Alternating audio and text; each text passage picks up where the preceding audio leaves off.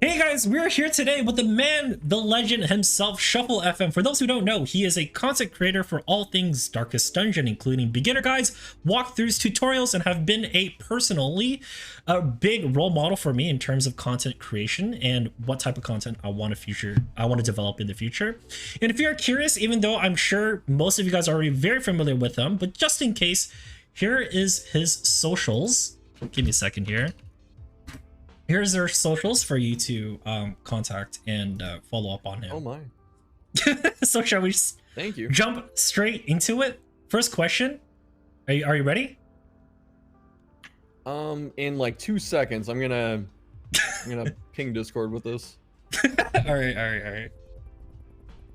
Just let me know whenever you're ready. The first question's a doozy.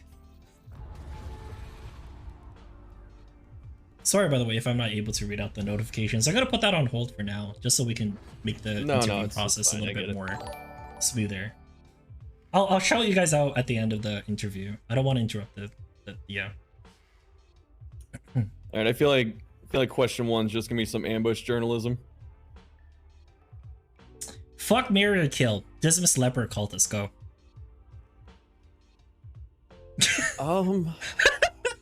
The little shivering in your voice. I'm trying not to laugh, dude.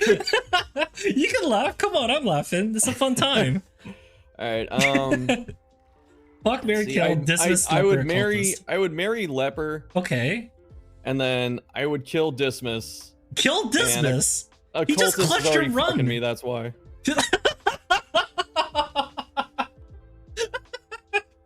That's fucking fantastic.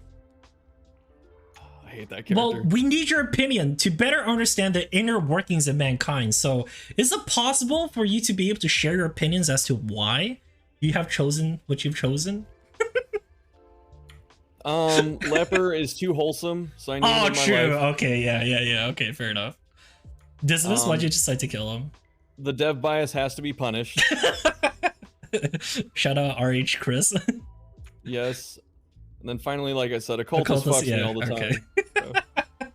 That's fucking awesome. All right, our first serious question about DD2 and DD1 in general. Obviously, you're a big content creator for DD1, and you definitely have way more hours of that game than DD2, I believe, right? And how do you feel about the game difficulty coming in from DD1 to DD2? Because DD1, we're more familiarized with the idea and concept of, hey, if you mess up and make a mistake, you always have a chance to do it again. But in this game, when you fail, it's a true ending. You know what I mean? Sure, you could do it again, but it's not like, it's a very different feel. Do you feel like it's too intense? Do you feel like it's too difficult? What do you feel about it? It's weird because like DD2 does, I mean, it's got its challenging moments, but it doesn't feel like insurmountable until you get stuff like you know, the eyeball just popping off on you. So it's and I think people, again, I'm not trying to sound smug, it's just like I played so much DD1, I don't feel like the game is as hard as people think it is. It's like the hardest parts are the game doesn't explain a lot of things to you, so you have to kind of figure it out. Yeah, and that's kind of like the definitely illusion of difficulty. And then the other is once you start putting like 2 stuns on every team, you really cruise through that game. For DD1 or 1 for 2, 1? Yeah, 2, the control's a bit harder. You can't, you know, lock down half the things, so you really have to kind of take their turns different ways, like moving them, or daze is still pretty good, or killing them quick. Yeah, they definitely dodging. put a lot more emphasis on moving characters around. Like, do you remember that update on occultists where like what is it, brisk bedevilment and rush judgment? Do you know those abilities on the cultist side? Yeah, they used to go 2 spaces like forward and back. And yeah, but then they made it only 1 and have a really low chance at getting worship. So they're trying to like make it a little bit more tactile, perhaps. You know what I mean? Which I really like. Yeah. Let's see. Do you think on a personal, like, you know, level, do you think DD2 will be as big as DD1? You know what I mean? What do you think about it? I think it might actually. I don't know. It's hard. It's really hard to say. Yeah, fair enough. We're still in technically early access. It's a little bit. Yeah, but the reason I feel that way is just because a lot of people know DD1, Mm-hmm. and it kind of put players off because of like the big investment that it was, how punishing it was, and I feel like 2 is easier to get into, and I feel like a lot of the people that Yeah. missed the boat with DD1 are going to jump in on 2. Mm-hmm. Yeah, I could totally see that. Wow. That's really interesting to put it in, because that's literally me, no joke. I've I've quote unquote missed the boat for DD1. I only have 80 hours in it, by the way, truth be told. I only have 80 hours in it, but I have over like 1,050 hours in this in DD2. So obviously like a big difference. Yeah, as you can double tell. the time I have. I got like 580 or something. I mean, yeah, but yeah, you gotta play this game a lot to understand everything, right? But but yeah, there was one really interesting thing about DD1 that I was kind of like I wanted to revisit, which was the Butcher Circus in DD1. It was like the implementation of PvP, right? Because when I played DD1 back in my day, it was only like a solo campaign, right? I believe the PvP came out sometime later, and that 2019, I think. Yeah, that revived the player base significantly, wouldn't you say? It helped. It was definitely a shot in the arm, because it was like, oh, this isn't just DLC. This is like free multiplayer DLC. So let's, you know, I mean, if I already own the game or I bought it for $5 on sale, may as well just give it a shot. Yeah. Do you think DD2 will ever get PvP? Could you see it being implemented, or do you have any like insider knowledge on it? No, I don't have insider knowledge, and if I did, I couldn't tell you. But okay, yeah, fair enough. Yeah, but the I hope it doesn't come back. I know a lot of people like it. Oh, really? But I like the idea. But if they're gonna do it and handle it the way they did in the first game, I don't want them to do it, because the first game, like I've dealt with other game companies before where I play multiplayer games, and it just seems like the devs abandon it somewhere, and it's like you get 2 seasons or 1 season and no updates and no bug fixes. And I see. it's irritating to play, and it just, you know, kind of takes the fun out of it. And that's exactly what happened with Circus. Wow, I never, again, like I don't have that much knowledge about like old DD1, right? But that's really interesting to bring up the I don't know what's the right word for that, but the duality of PvP and PvE, and how, you know, from a game developer side in terms of investment and time. I never thought about that. It's really interesting. Yeah. A lot of people try and I don't know, this is a common excuse I hear for other things too. Like BioShock 2 had multiplayer, and they go, Did it? yeah, I don't want multiplayer in these single player games or whatever, because that takes dev time away from the main game and stuff. And oftentimes, and this was the case with Circus and BioShock 2, is like they usually have a separate team working on it, so it doesn't take any real dev time away from the main game. It's usually like either, I think in the case of Circus, it was only a couple people. It's like Marvin and like 2 or 3 other guys. I think, I could be wrong, but yeah, it was a small team that worked on that, to my knowledge. And BioShock 2, I think that one was also a different team. So it's I don't like the multiplayer for a different reason than I feel, I guess, most people would. Okay. All right, fair enough. That's rather interesting. As Wait, a hold on. Okay. Oh, I was gonna say, before you get into this next question, I need to stand up for like a second. You need I gotta to get stand some up. food. I gotta get some food. Okay, yeah, that's fine. I'll be right back. It was That's perfectly delivered. fine. No, And go it ahead. just got here. Go. You're fine, bro. I guess this is the perfect time to give you guys the shout outs. Mordecai, welcome back with the rated 3. How's it going? Unhappy birthday, thanks for the follow. Bassi as well. We got Ranga with the follow, and Scribble with the follow as well. Thank you guys so much. Appreciate that. I haven't been able to read chat, unfortunately. Let me just take a look, because I have like the questions like shown up and everything, but I don't have the chat available at the moment. Sorry. So what about Circus never getting real balance patches? Because I heard the reason why it was such a why I wanted to ask about that was because a lot of the, apparently, according to my other viewers, like who are a little bit more knowledgeable about DD1 than I am, obviously, They said that a lot of the abilities, that's so unfortunate, fucking 20%. It was a lot of the abilities in DD2 are actually based on the circus in DD1, so that was rather interesting to hear about. That's why I mentioned that.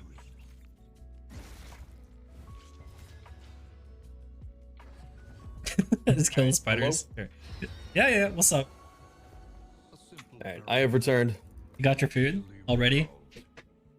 Yeah, it was delivered. It was just sitting at the door. Yeah. You're good, bro. Where were we? What were we talking about again? You mentioned a content creator thing. Oh yeah, right. So, you yourself as a content creator for DD2, what are some things that you personally want to see in the game? As a content creator, not as a player. Yeah. I think as someone that makes content stuff, I think new heroes are obviously hype. Right, yeah. The biggest spike in viewership that I think I've had for this game was the first was the Shroud, and then the second was the altar update. And I think it was because of Bounty Hunter, not so much the altar itself. So like, oh, true. Yeah, you're right.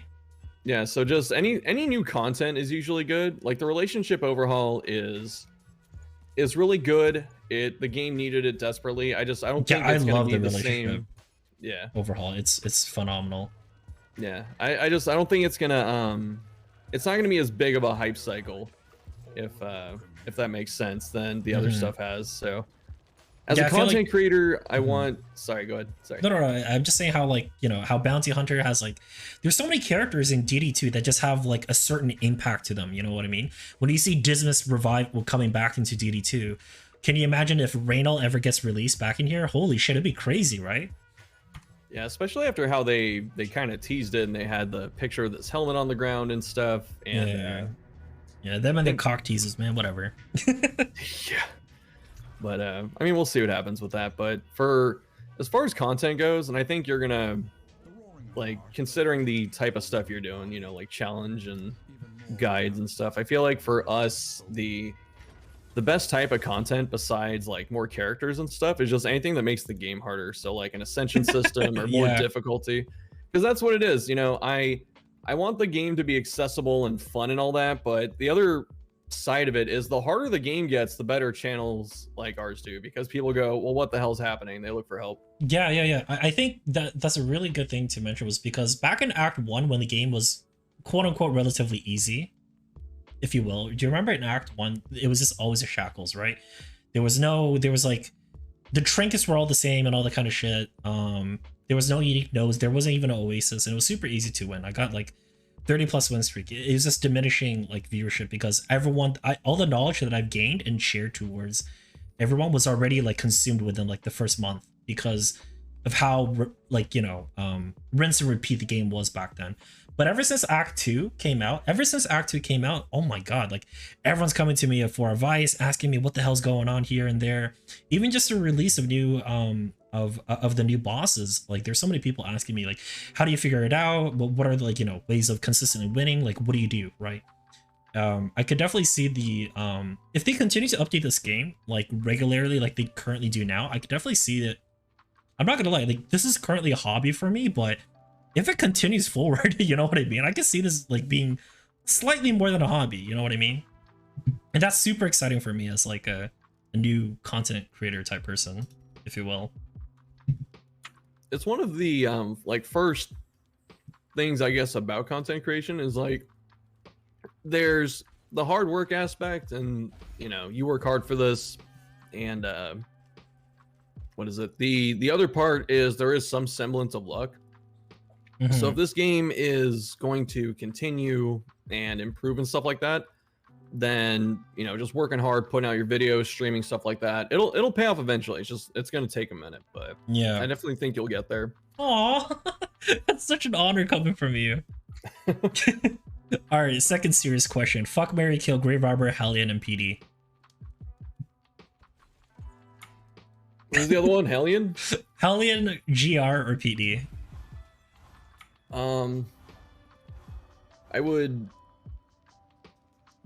I can't kill any of these. But I would like to bone and marry Grave Robber if I could. All right, fair play, fair play. I think she's on the bucket list for all of us. All right, sorry. Let's see. Oh yeah, another thing I wanted to talk about, which was some stuff that I would like to personally see in the game as a content creator. I think it would be. Do you think like wait, did DD1 ever have like Twitch extensions? You know what I mean? I know what you mean. It didn't have it, but that would be That'd be interesting. Like something that shows the profiles, stuff like that. I would love something like that, right?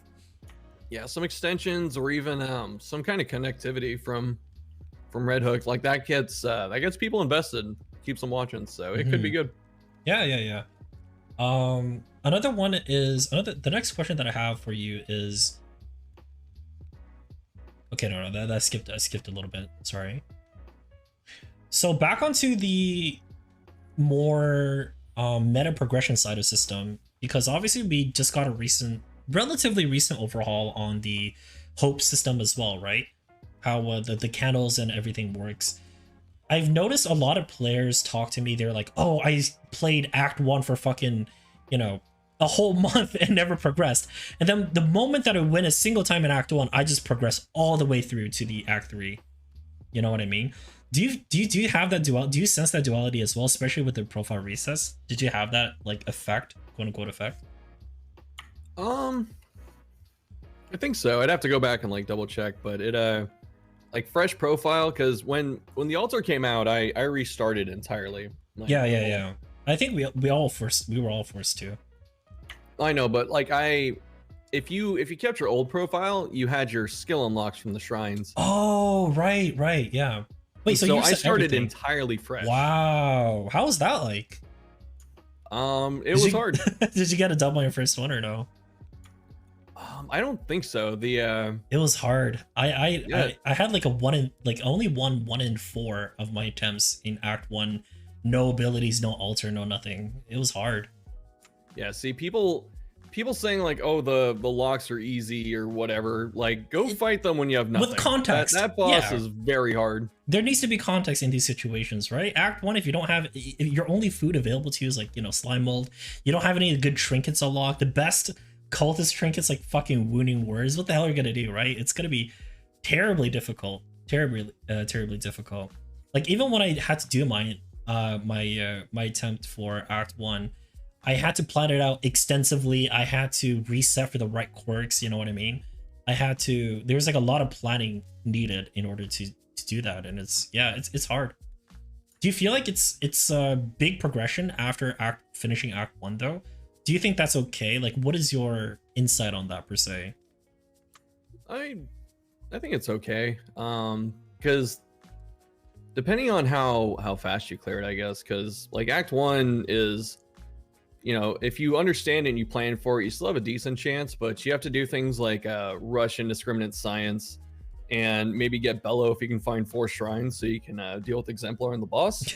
Yeah, dealing with Exemplar was really interesting. Yeah, especially when you didn't have any like combo removal. You didn't have holy water either. You just like ate everything. Just pray to God that you held through. It was really interesting. There's no holy water, there's no stun poultice, there's no healing salve, and most of your good skills are unavailable as well. Yeah. Yeah. Like so indiscriminate science, like 4 shrines, retribution's 3 shrines. The only good one is like PBS and Plague Grenade, which is 1 and 2, I believe. But that's about it. Yeah, Plague Grenade definitely helps. Plague Grenade because that starter team just sucks ass. I mean, you got you got PD and you got Man at Arms, and Highwayman's like okay, but Grave Robber has no business being on that team.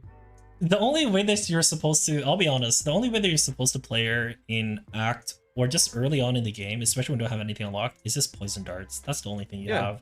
She's darts the character. She's literally just darts until you unlock her paths and everything. Until then, she is literally the worst character possible. That I'll agree with.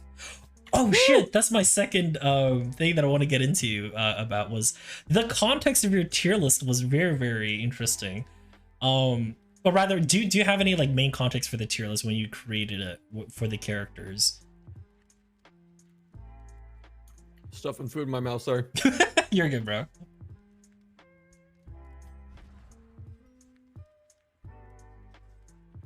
Awkward silence while I chew food. I mean, you're still replying and saying something, so that's good enough. Oh, squeamish. All right, so let's see. The tier list context is just kind of like a very subjective look, just considering just their overall power level, I guess, which is very vague and not helpful at all. Pulls out like the fucking power level scanner from like DBZ.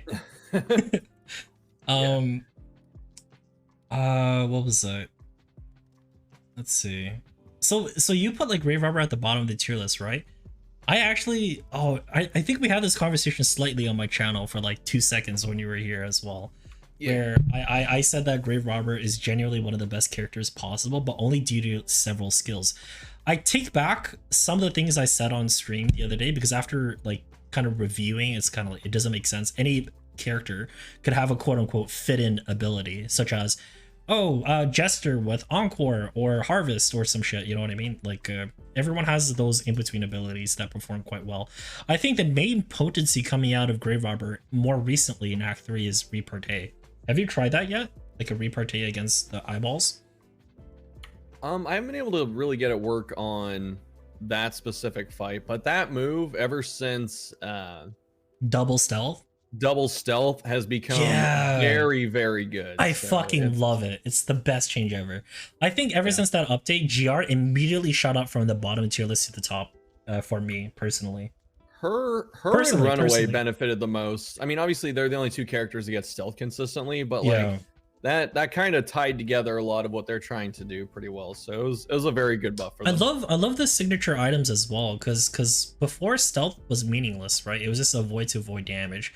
The alternative version of that was taunt, which was way more consistent. You know what I mean?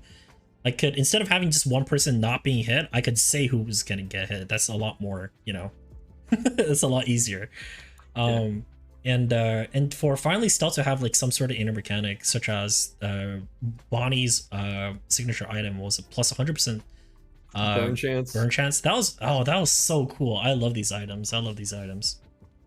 Yeah, the in items are fantastic. You know, we got really cool stuff like 100% burn chance while stealth, or combat start tokens, or a ton of pips, and then we have Grave Robber, who, you know, has 10 crits, so you can tell which characters they like more.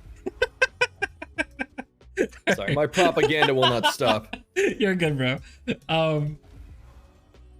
Have you seen my last run? I gotta say, my last run on Grave Robber was pretty fucking high. She was critting for like 50 damage consistently. That's all I gotta say. What were you? It was okay. To be fair, was it lunge? It was lunge. It was, to be fair, it was like a very high roll. I had bloodthirsty, deathless Grave Robber with the fucking, what is it, Night Sworn with the crit stealth one. It was like the stars aligned and everything in order for me to do that. But yeah, it definitely doesn't feel right when Hallian could slam down one ability, Howling in, and crit for 50 because fuck you reason, and my lunge has to go through, like, you know, all these situations in order to perform just as well. It does feel kind of wrong, which I do agree with my some of my viewers mentioned that. There's a big duality on it. Honestly, Hallian is just so dumb. She's like, so strong, right? I don't understand when people say she's weak. She's so strong. She's so efficient and everything.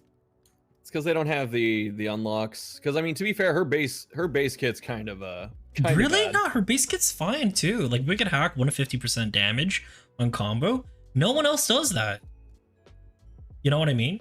50% additional damage like on Wicked Hack. That's a lot. Like, she's pinging for 4 to 8, which is okay, but like the things that make her good to me, at least, like her self heals and, you know, HE and stuff like that, that's all locked behind shrines. So it's either you put her in 2 for hack and if it bleeds, or you put her in 1 for hack and swan. Like those get the job done early, but she definitely scales a lot once you start unlocking her skills. Yeah, I agree on that. Let's see. Oh yeah, another big thing was that, you know how long it took for them to finalize Act 2, Seething Side? It took them so fucking long, right? And then all of a sudden, like, Act 3 came out, and then within a week it feels like they finalized it. You know what I mean? Yeah, I feel like Act 2 kind of went the same way in Really? a little bit, because like it came out and then they bumped the boss up to like 700 HP within 2 days and then just left it there for like 5 months. Yeah, fair enough. And then they just recently changed it as well. Yeah, and then they finally changed it, and now it's actually it's a good fight. Yeah, I mean, it's very interactive. I fought it yesterday, and it's enjoyable. It feels interactive. Doesn't feel like it's too ridiculous or unfair and stuff like that. So I got nothing. Yeah, I definitely think Act 2 is like the most balanced boss. Yeah, currently as well. Yeah, I agree. I'm also a little bit worried about the time because like again, my channel is because like you have a big enough like viewership base, and not only that, but like in general, you're just the DD guy. You could do DD1, DD2. You could probably go into strategy games and do very well as well. But for me, as my channel is purely dedicated to DD2, I'm extremely worried about they say the game's gonna come out in February, right? Bro, that's within 2 months. I can't imagine this game being completed by then. With 2 more acts? Oh my god, I'm so worried. I'm so worried. Yeah, I don't think it's gonna make it. They got 2 acts, 2 heroes. Right, yeah, bosses, 2 heroes. Yeah. Oh my god, and collector, right. I completely forgot about that. They have so much shit to do. Yeah, and I'm not mad at them for needing more time or anything like that. Yeah, I get it, but I love the changes. They're doing phenomenal as like dev team. So I don't mind waiting a little bit longer. For the two of us, and I guess any other like DD2 focused content creator, the longer the game takes to come out, it does hurt. Like it's a financial I don't know, blow, so to speak. Really? I think I'm doing like, well, to be fair, I've never before DD2 I did Grifflins and like some other games as well, and my viewership never extended beyond like 8 or 10 average viewers or anything like that.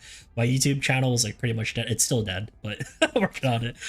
Gotta upload. I'm sorry, I'm too busy with school. I'm streaming, I'm school, anyways, but what do you call it? Shit, what was I talking about? The game not coming out in Feb. Financial burden. Oh, right. So like with how long the game takes to develop and everything. Remember how I mentioned how a new boss comes out, there's more people that comes into my channel because I've finally accepted the role. I'm no longer a small content creator. I'm recognizable in the community as that guy who plays DD2 really well, right? So a lot of people come to me in terms of that. So I think specifically for my circumstances and my channel, it's actually a good thing that's taken a while. Does that make sense? I mean, yeah, but when I say that it would be more beneficial if it came out sooner, it's just because the more people playing it, the more people are gonna need. That's fair. Like you and me.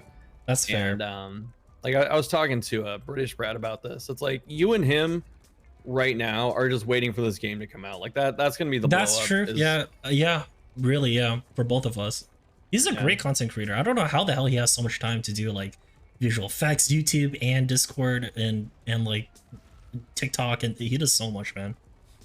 I don't know. I'm convinced that he's solar powered or something. I don't know where he gets all the energy. Right? Oh my god. I'm gonna like once I like get a job in some shit, I swear to God, I'm gonna hire him as like my editor or something. Good. Let's see. Oh, I remember there was another conversation. Do you remember back? Well, I keep saying back as if like this game it's like has like that much of a history, but there was like a big conversation about this game being quote unquote too damage rush and too damage based instead of DOT. How do you feel about it more recently? I mean, I was definitely one of those people that was saying that too. Yeah, I agree with you. I'm still on the boat, by the way. Yeah,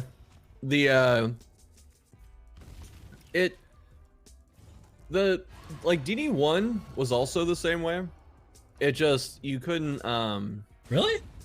Yeah, you didn't notice as much. Like the reason the game is like damage racy is because it's a turn-based game, so you want to lower the enemy turns as much as possible.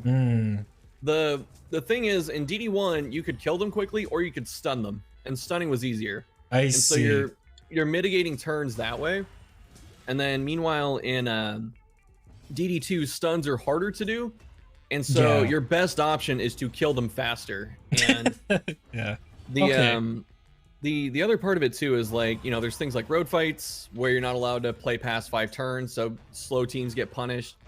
And in both DD1 and DD2, healing never keeps up with damage.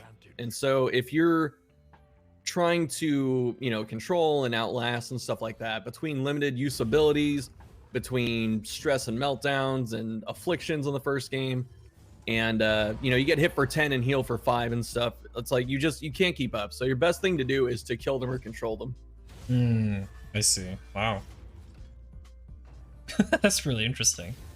I think that my example of why it's such a prevalent thing in terms of this quote unquote damage rush mentality is there's so many things in terms of thresholds for enemies, right? Like in the sprawl, which I'm currently in, enemies have ignite. If you don't fully kill them, right? If you don't fully kill them, you leave them 1 health, they have a chance of igniting, reviving, and doing AoE shit to your entire team or stuff like that, suppressing your other team, creating more and stuff like that, right?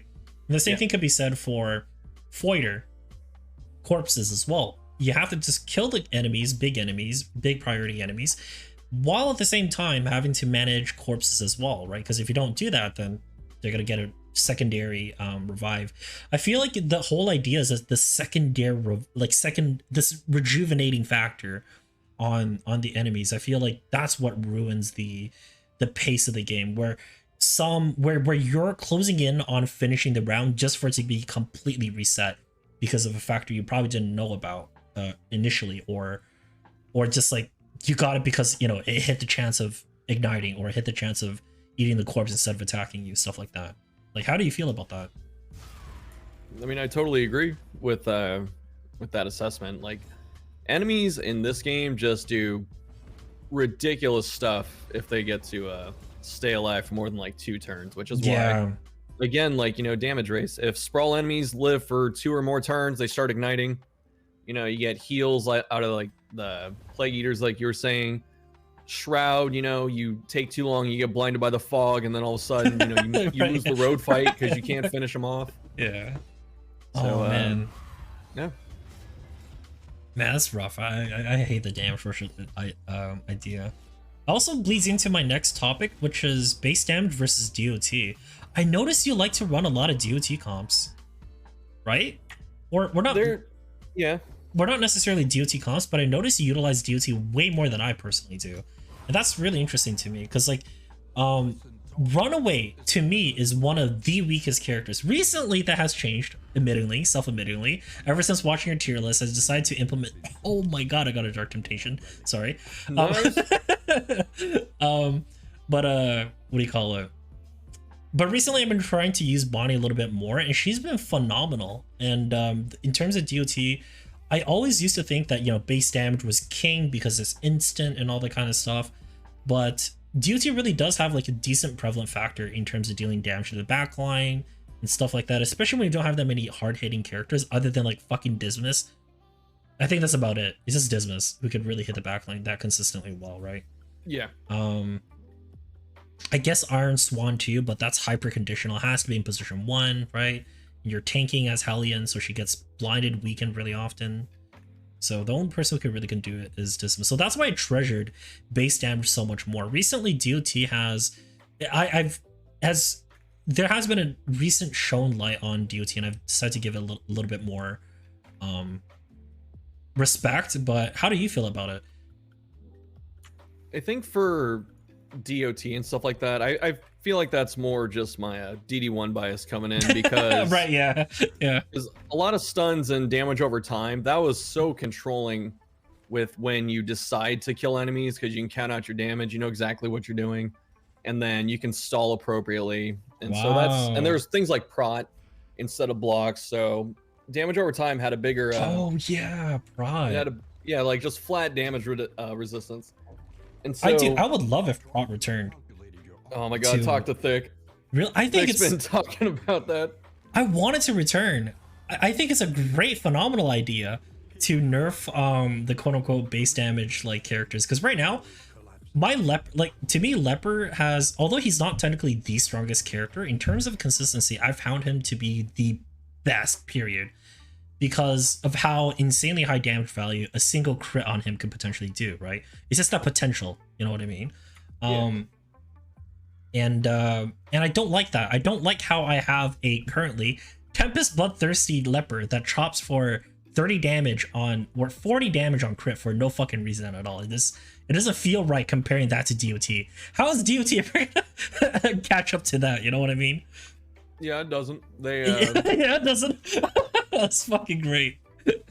honestly, the closest we got was like Runaway when she got buffed for like the second or third time, and then we got the new trinkets.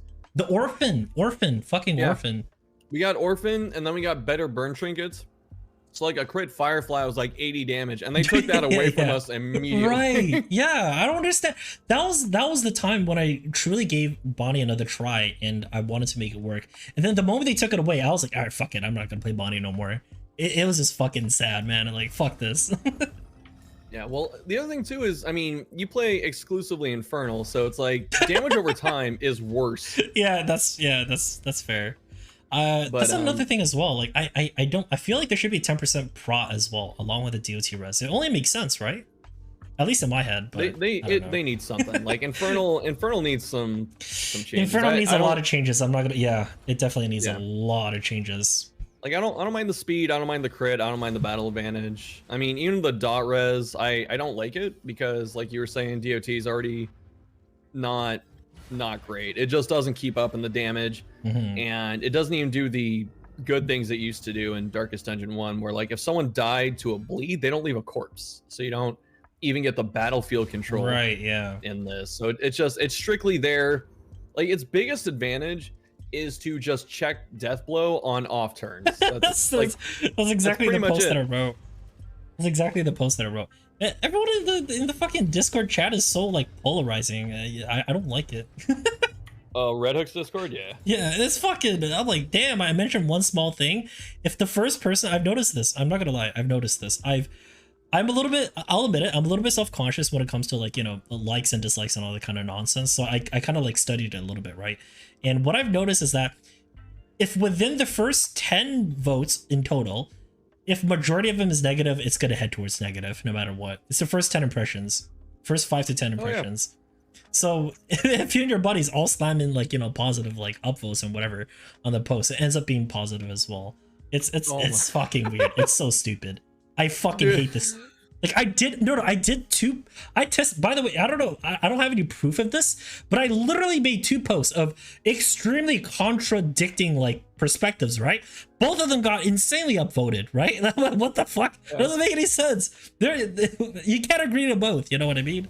I think it was like I don't know what I was discussing exactly, but I don't know. It was some weird shit. But yeah, fucking Discord, man. Fix your shit, man. Yeah. I don't know, when you're talking about that, I was thinking like you can just get your friends together and start review bombing people in the feedback channel. That's so true. I didn't think about that. Oh my god. That is some true influencer status. Just like people come in and say, you know, I think Hellion needs to be buffed. All right, let's nuke it. Get in there. Oh man. All right, let's see. Oh, I think I talked about this on stream today with you as well, which was you're not, I've noticed you run like a very, I mean, like most people run a very standard tank, support, damage type shit, right? Yeah. Yeah, that's like the standard. I feel like that's like the most normal way of playing. However, I feel like the reason to my success, I say this all the time and I genuinely believe it. I am not exceptional because of my knowledge on this game. I'm exceptional because I'm playing without not giving a shit if I lose or win. Do you get what I mean? Like, I play these comps where I have to discover things.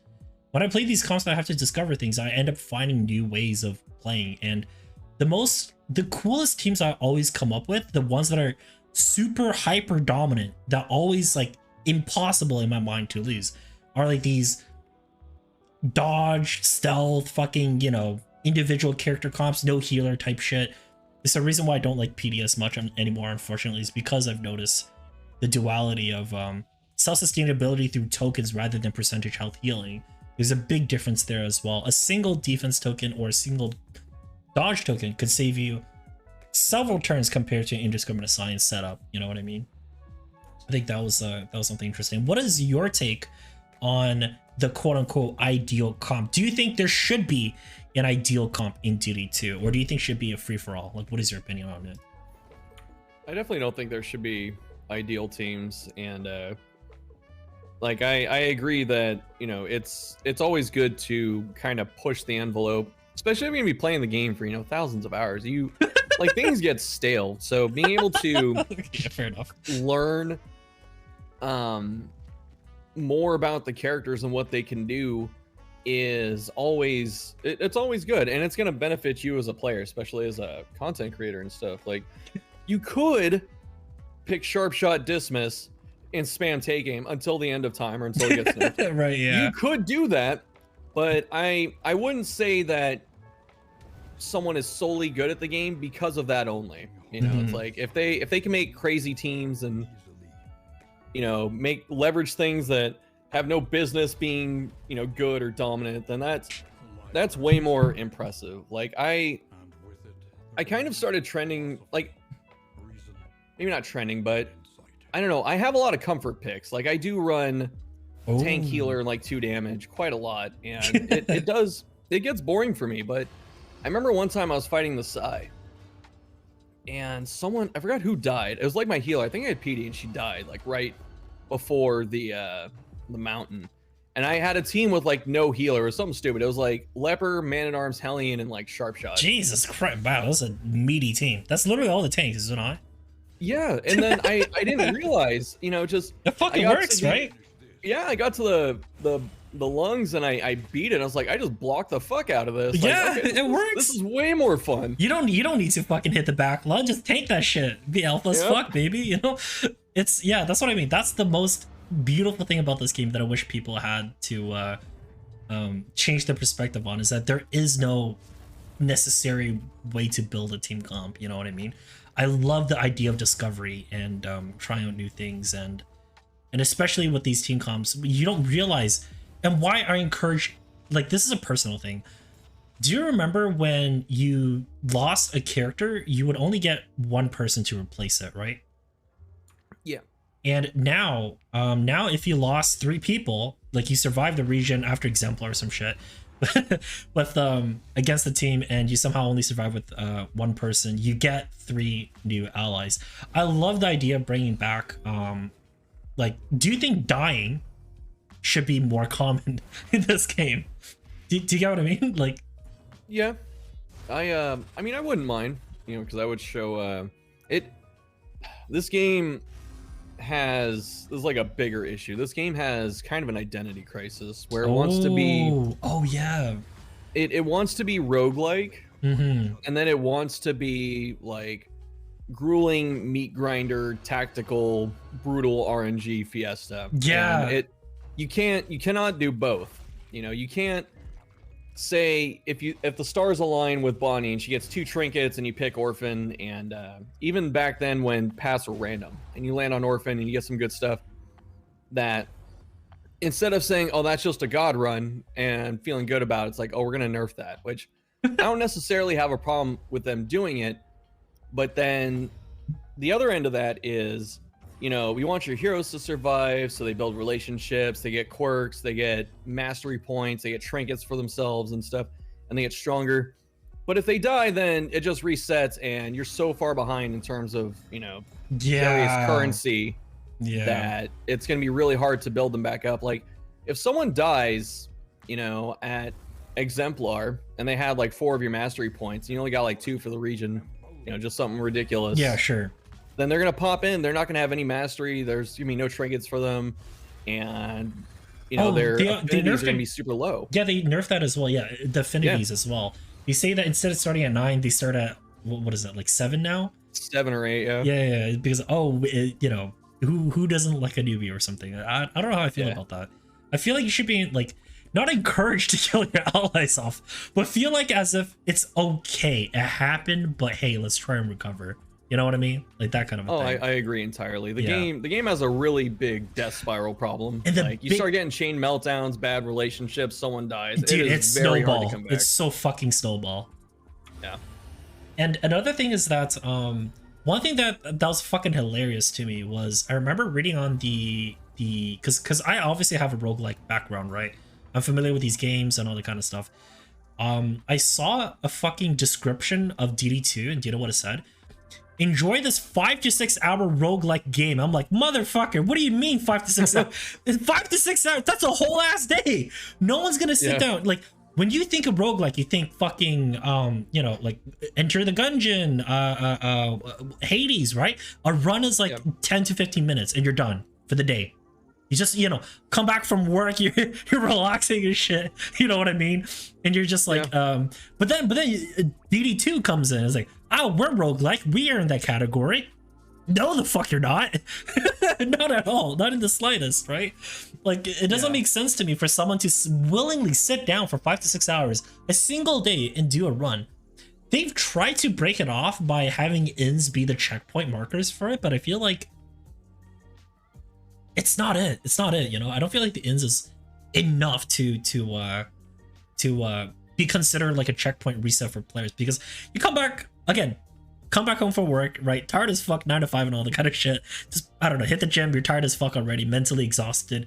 Am I really gonna set 5 to 6 hours down to complete a full run to feel truly satisfied? It's hard, right? It's not happening. It's hard. So that's another big thing that I was worried about, is because I don't know what direction the game is gonna go. Do I have to change up my mentality in terms of how I approach this game and all that kind of stuff, right? It's really worrying for me as a content creator. Like, how do I portray this? Because in some ways, in some stupid fucking ways, I kind of have to sell the game for Red Hook as well, right? Yes. Like, I have a script, no joke. What is the creature's done? It is a very interesting, what do you call it? It is a grueling encounter. Is a grueling gauntlet of 2 waves of enemies, ranging from creatures such as spiders to wolves to having, and I go on like a whole splurge.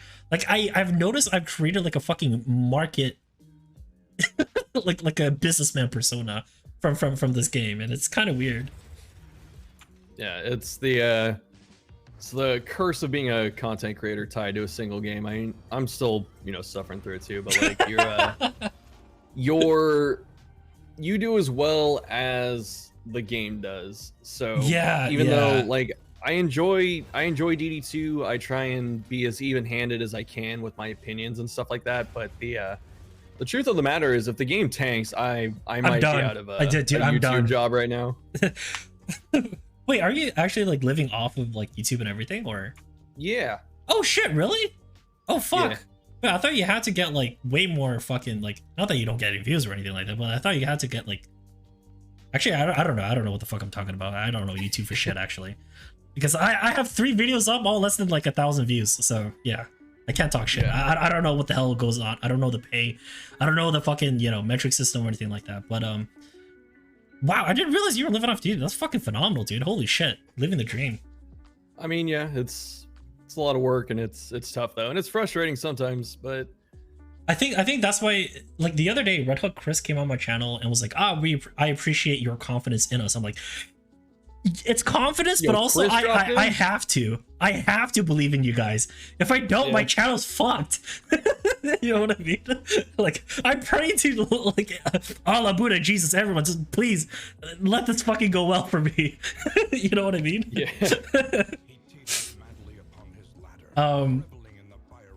But yeah, I think it'll be okay.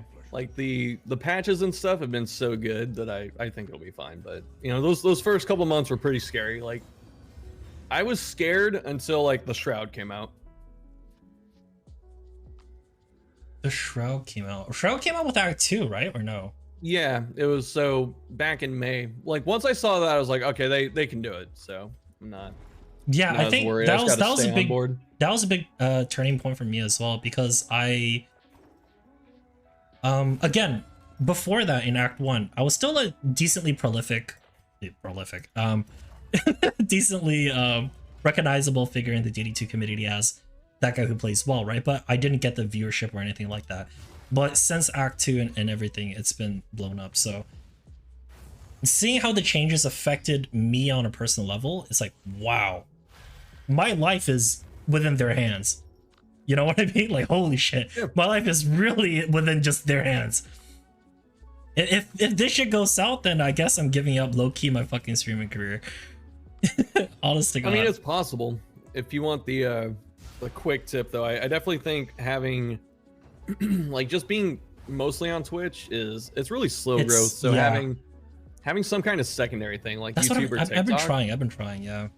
Yeah, I really feel like if you, so I know you're giga busy and stuff like that, but if you get to the point where you can start putting up a couple like YouTube vids a month or something like that, especially if they're higher effort. Like if you just do stream VODs, it's not gonna go as well. But if you keep making things like the guides and stuff, I feel like with the stream VODs, you have to sell your personality a little bit, right? You do. It's stuff like for me right now, people watch them, but it's mostly just filler content for me until I get until you your biggest views are like the fucking what do you call it? It's all just guide stuff and tips. Yeah, the guides. Yeah. People like the analysis, and honestly, if you want some quick and easy views, you should make a tier list. They're fun. People have opinions. I think I told you I hate making tier lists, right? I hate making tier lists so much because if I don't know about you, but I'm the type of person that if I have to explain something in depth, I will explain. I have to explain everything. Like my PD guide. Do you know how it's an hour long? Do you know how many hours it was edited from? Yeah, I know. It was edited from like fucking 34 hours of raw content of me just spewing the most like niche, unlikely situations, but could potentially happen. So it's good that you know type of deal. You know what I mean? Yeah. I'm gonna be real. I don't think PD needs an hour explanation guide. Well, apparently I thought it needed a 4-hour explanation guide. Okay, have you seen my script? That shit's literally 15 pages long. Like, I don't know what the hell's wrong with me, but yeah, when I make a guide, I have to go like fucking full out.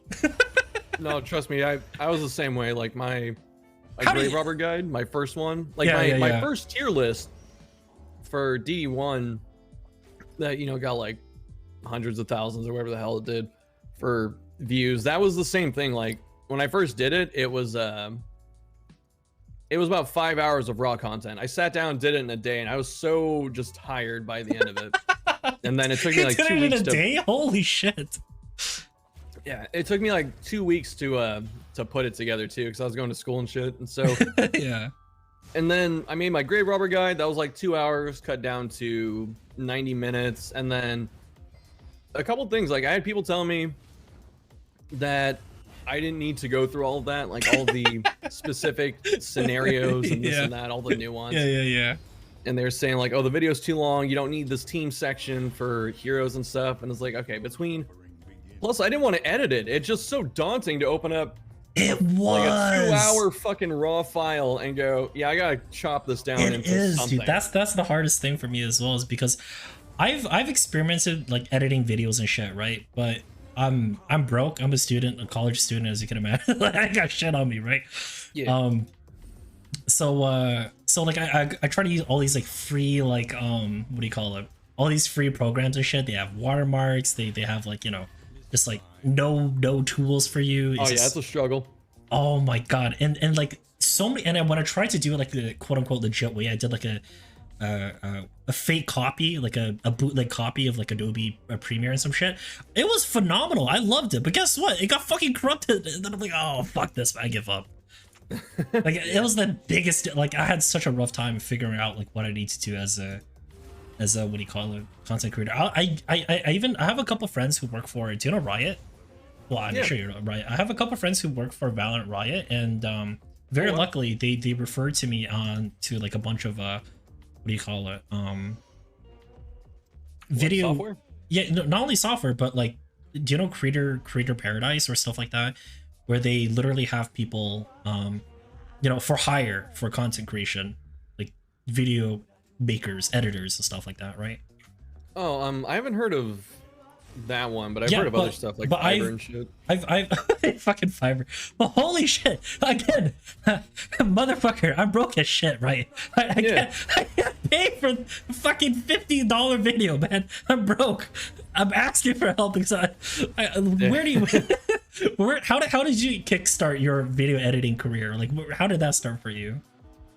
I got a copy of Sony Vegas back when it was Sony Vegas. Sony Vegas, right. That's a big one. And yeah, and so I used that for a while. I was using Vegas 12 when I first started, and that thing, after so many years, it was the weirdest thing. It just stopped working. I don't know what it was. It's open. Wait, what do you mean it just stopped working? Like it wouldn't do it wouldn't things. open? Like it would open, but it couldn't render and stuff. It could have been my hardware. It could have been a lot of things, but after that, I got Vegas 14, and I think I have Vegas 20.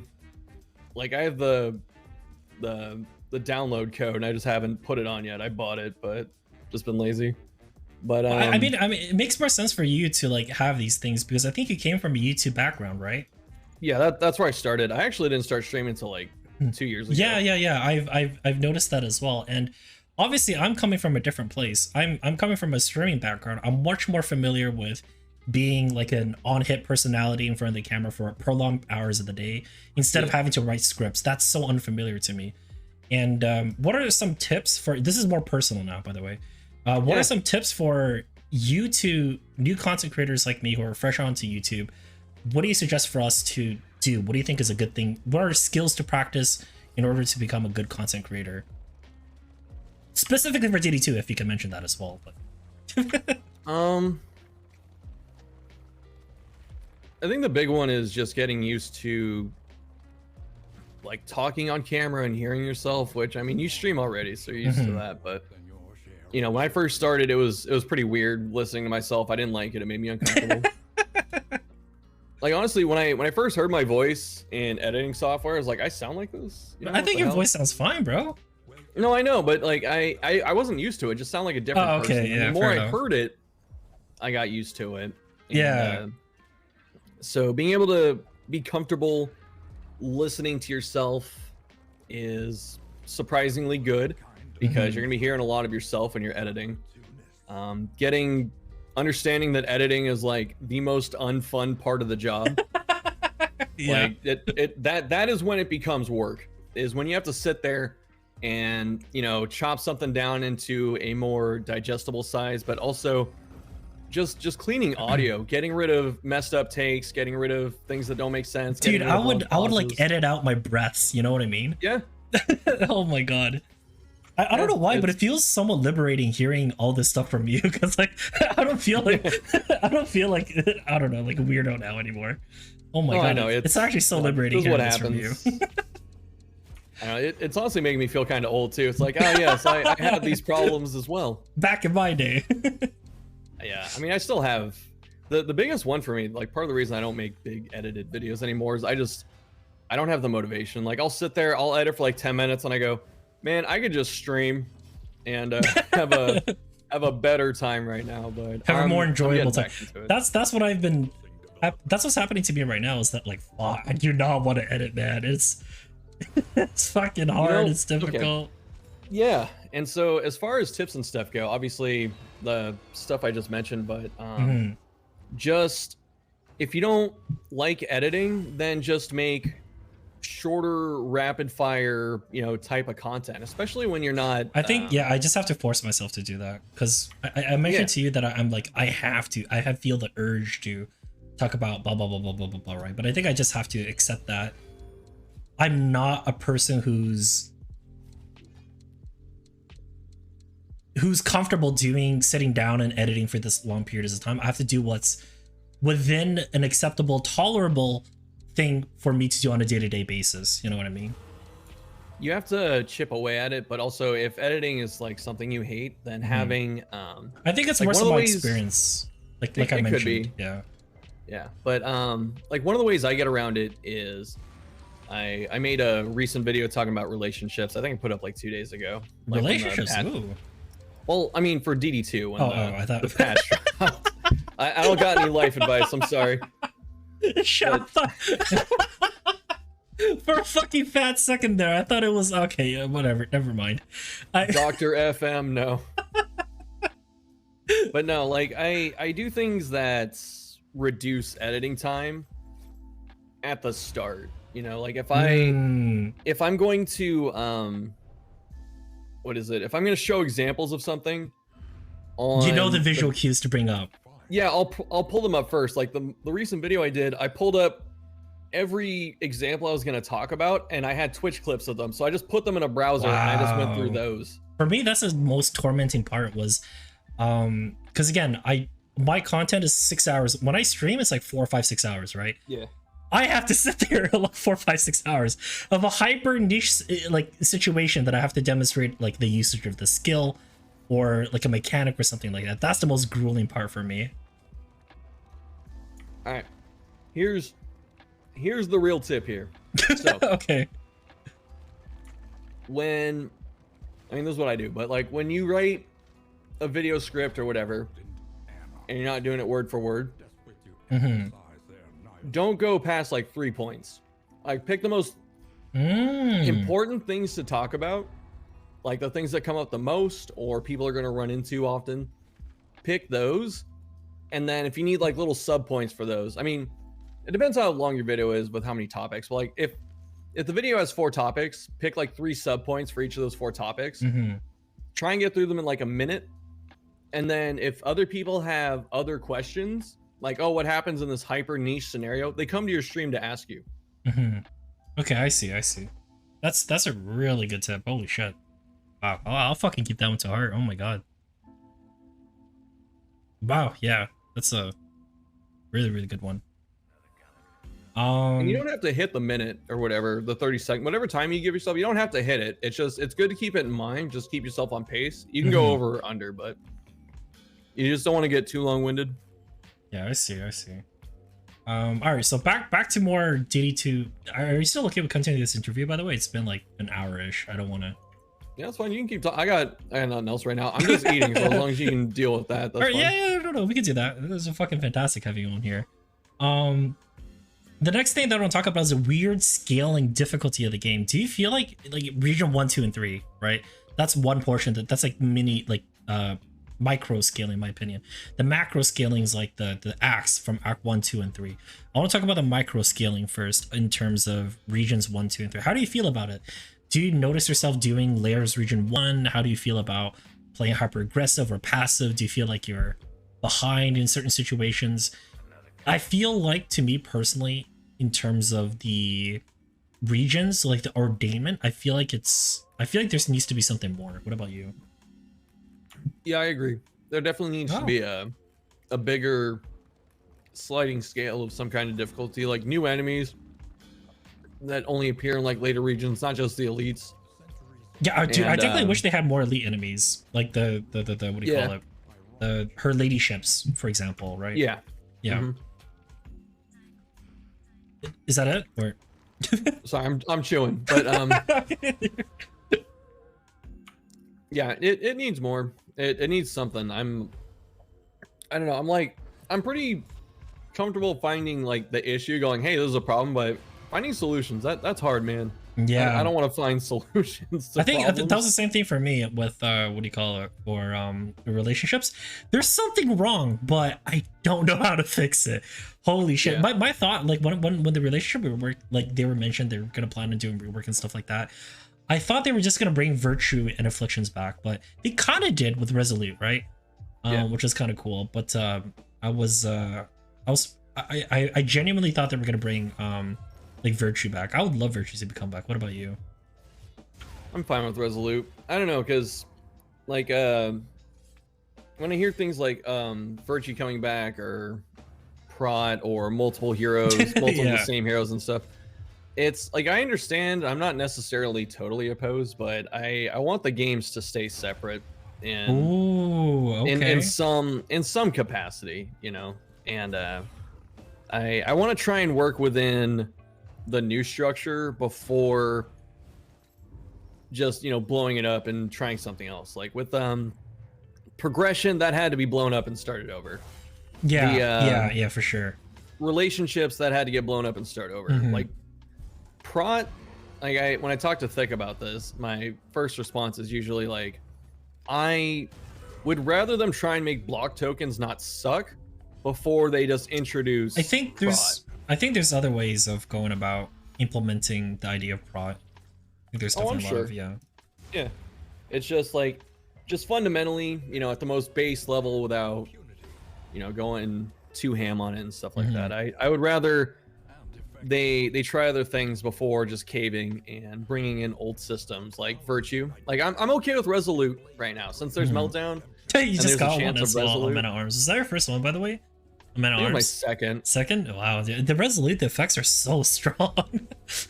I had one on my Men at Arms earlier. It gave me like a fucking deadly +4 on all relationships, cleared stress, healed. I'm like, what is going on? That is just like free steroids. I'm like, holy shit. That was really interesting. It's hype. I mean, it's so hype. That's what Virtues were in the first game too, they were so hype. I love it. Yeah, so just, it's like you should get punished for making mistakes, and you can argue that most of the time when you hit 10 stress it's a mistake, but it's not. I'll see it's not, but I'm playing the devil's avocado here, the Redditor. Avocado. But, yeah, okay. Like I mean, there's some ridiculous stuff like the boss that should not be named nuking you for like 2 to 4 stress a turn, you know, that kind of shit. But if you know, you do hit 10 stress, it's nice that there's some way out of it and you're not just immediately boned. It's a small percentage chance, but it's like, oh, this is cool, you know, the character went Resolute, rallied and all that, and turning it around, it keeps you, I mean, it makes you want to keep playing instead of going, oh, there's another meltdown. My biggest idea was that you know how like when relationships fully form, they're like they do like the whole animation sparkly thing and everything, right? It's like, I don't need to know that. It's just a useless animation for me. I know what's gonna happen if I hit maximum relationships. I know what's gonna happen if I hit fully negative. There's no hype moment. Bringing back Virtue system and the fucking new follow-up attacks or buffs. Did you see the animations? That is so hype, dude. They're impactful. They're like, they're that alone, like it definitely, like these updates, every single time I had a concern with them, Red Hook has, I'm not gonna lie, they've always been able to address the issue that I had, whether it's been for a long time or like rather recently. They've been able to address all the issues that I personally had with this game, and I love that part of Red Hook. I gotta give him props for that one. Yeah, definitely, totally agreed. What about you and your relationship with Red Hook? Obviously, you've been a long-term content creator. You definitely have your connections as well. What is it like making content for them? They really didn't know who the hell I was until very recently, I feel like. Really? Yeah, because like I've been making videos for DD1 since like 2019 or whatever. And let's see, I was still finishing up school and stuff, so it wasn't until like 2021 that I really got into it full time. Wow. Oh, that's rather recent. Yeah, because like it's mostly because of COVID, you know, people didn't know what the hell was happening. Right. So it's like, I'm just gonna stay indoors while I'm making some money here, so I'm just gonna focus on this. And then it you know, it went through and did well and all that. But with Red Hook specifically, they had watched a couple of my videos in the past, but I don't think they knew who I was. Right, yeah, you were just like that guy on just a random YouTube guy. Yeah, like I made a joke video called, it was a Game Sins video, so it was like everything wrong with Darkest Dungeon 1. Where I tried to just be a critical asshole and pick apart everything that I could. And I got a comment from Chris Barassa, and I was like, oh god, dude, he's gonna be like, take this shit down or something.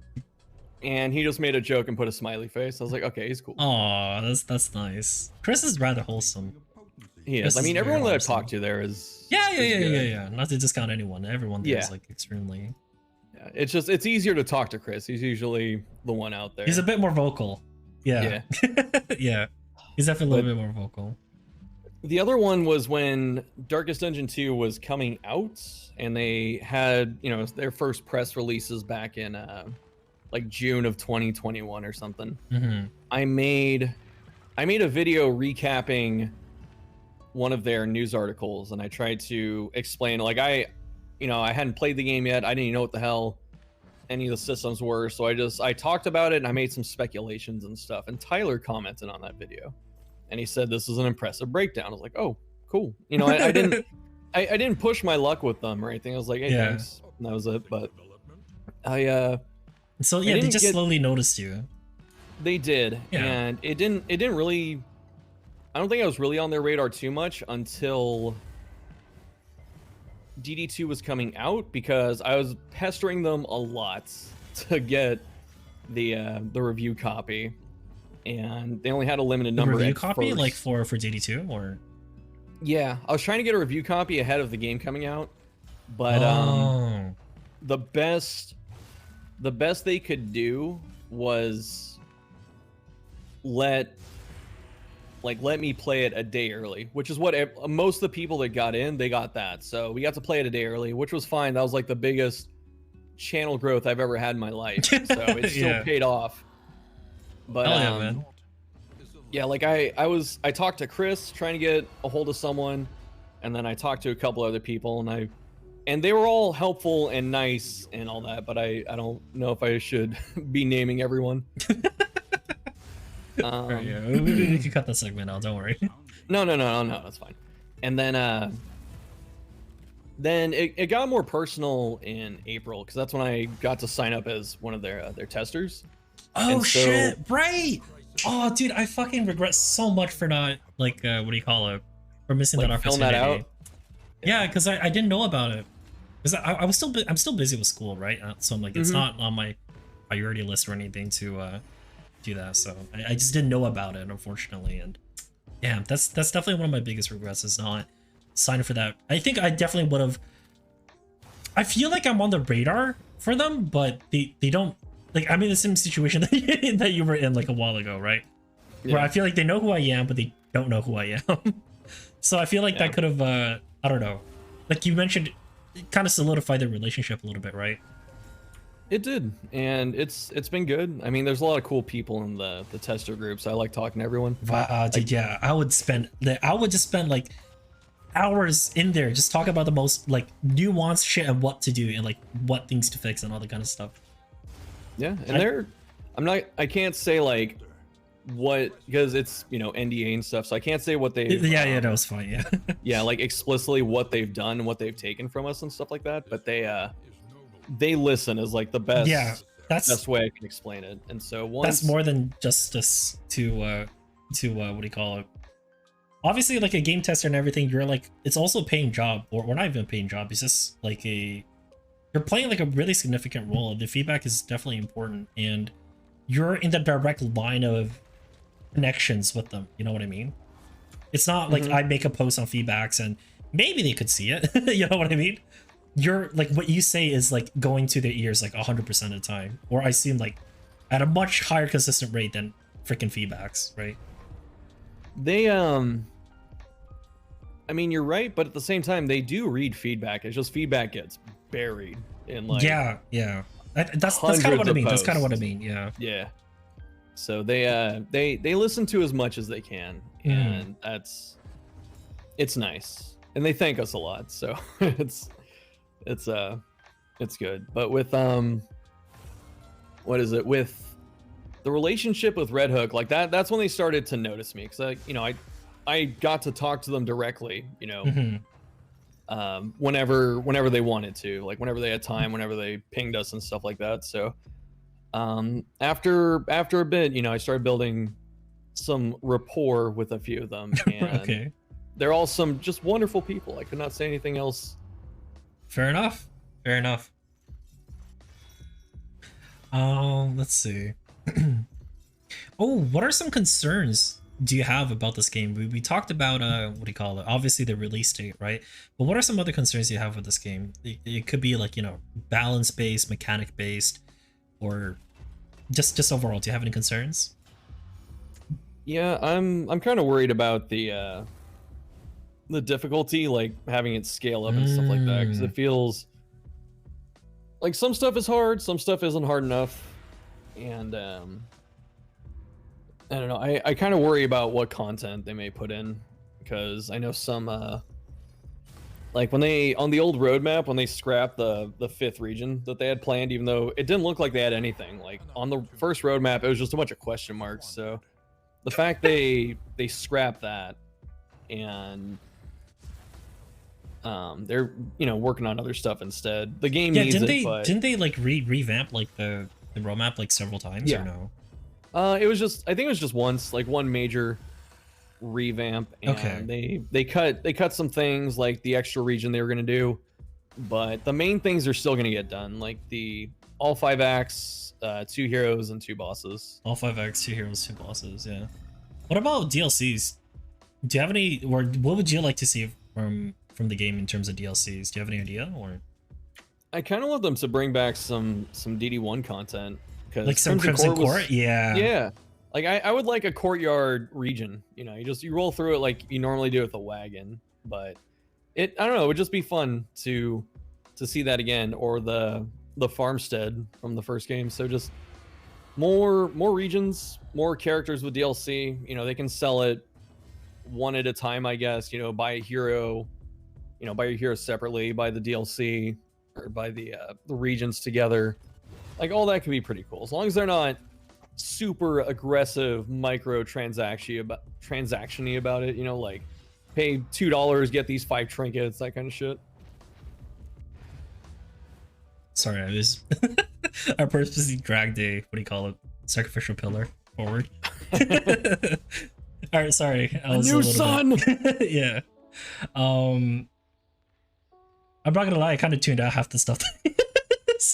It's all good. Just bring back some old content. Give me some regions. Right? Yeah. Right. Yeah. Okay. There's a lot. Like, I want them to do new heroes. But I'm still excited to see any returning heroes. I feel like Bonnie has been received like relatively well. She has, or she hasn't? I feel like she has. She has been received definitely. relatively well. I think she got a lot of love by the DD2 community, and I would love for them to create more. Like, I would love my favorite character back. Again, 80 hours of DD1, didn't have that much experience, but the coolest thing was to me was Abomination. The 2 different modes of the character, right? The stress heal and stress gain on allies, on transformation, all that kind of stuff. I could see him being implemented in DD2 extremely well. I would love Abomination. With that being said, I still feel like original characters are always going to be more suitable for this game, because Occultist is one example that I bring up really often, which is he is a DD1 port to DD2, obviously, right? But he is so fucking different. The way that you play him, the heal is unnecessary. There's so many balancing issues I have with them on a personal level, which, people may or may not agree. Malediction, bird reconstruction, not healing consistently, even with crit or whatever. Like that to me, as like, as a game player, like a veteran of this game, just doesn't make fucking sense when you compare it to other abilities and stuff like that. There's so much more value in terms of safety. Sure, I'll have it equipped, but yeah, stuff like that. I just the what is it called? Like their personalities and what they're known for in DD1 gets carried over into DD2 quite often, right? I feel like that forces the devs into making them into less optimal, or not even less optimal, but just like weird like positions, you know what I mean? Kinda, but I might need some further explanation there. Basically just Occultist reconstruction bad. If he was an original character, he probably wouldn't have bleed. That's my explanation. Okay, yeah. I agree. Yeah. Yeah. I was, because I kind of got like what you're saying, just I don't know, it was like a thesis. Dude, I'm terrible at explaining things, I'm sorry. No, it's fine. It just like when you said, oh, they're in a position, I was like, well, I what position? I needed the further context. Sorry. So, yeah, I agree with you. Yeah. So OG characters do obviously. I don't know if you have these like connections with Red Hook in terms of knowing what characters are gonna make a return or anything like that. But if it was DD1 characters making a return, who would you want to see and why? Right now, I want Arbalest or Musketeer more than anything, just because they're range damage dealers that heal, and I think people are gonna see that. Arbalest is a big one, yeah. Yeah, I think people are gonna see that, because a lot of people are falling into the DD1 trap of saying, you know, because they thought Vestal was the best character in that game because she's the strongest healer. And in this game, people are saying, like, when I made my tier list, they said, how is PD not S tier? She's the best healer, bro. It's like, well, she doesn't really have competition. You know, you don't need a healer every run. When I quote unquote made my little tier list, which I will revise, by the way, when I made my tier list, it's more so in the context of who I can play in any position fluidly without having the feel of being restricted. And the characters that are most restrictive I found to be Occultist and PD because they require the most amount of help. They're individually unable to sustain themselves. And once you get later into the game and learning the more intricate mechanics of for example, Act 3, you know what I mean? Like, self-sustainability is a really important skill to have. And in order to, like, you know, yeah, it's just that PD and Occultist just doesn't have that preservation ability like Dismas or Jester or Grave Robber, etc., etc. Honestly, yeah, when you say it like that, every other character besides those two really self-preservation. They can take care of themselves, yeah, to some extent. Yeah, but like they themselves require so much resources to put into them. For what? The only output, like fucking Burning Stars, 8 to what is it, like 8 to 16 to 12 to 18. 16, yeah. Sure, but I have a Bloodthirsty Chop, right? Bloodthirsty Tempest Leper. What the fuck are you gonna do? You can't compare the two abilities, right? That's kind of like what I mean. There's some balance issues for like, sure. It doesn't make sense for me to have to sacrifice a portion of my HP, potentially get weakened, potentially get vulnerability, potentially get stunned, get DOT consistently on my ally, or even myself, just for me to play an ability that could hit less than this guy just swing his fucking sword willy-nilly. You know what I mean? Yeah, plus you also have to spend the turn getting unchecked power and burning yourself and hoping they don't block or blind. Well, not block, but dodge or blind you or something. Yeah, there's a lot of that's so when I made my tier list, it's more so on who is going to be able to, like, who can you rely on the most to win for your team, and that's why I came up with Sergeant and Virtuoso. These two are just ungodly, unparalleled. The fact that Virtuoso could give stress res on everyone, I honestly feel like these two need a nerf, Sergeant and Virtuoso. What about you? I think Man-at-Arms needs a nerf, which I actually didn't feel that way.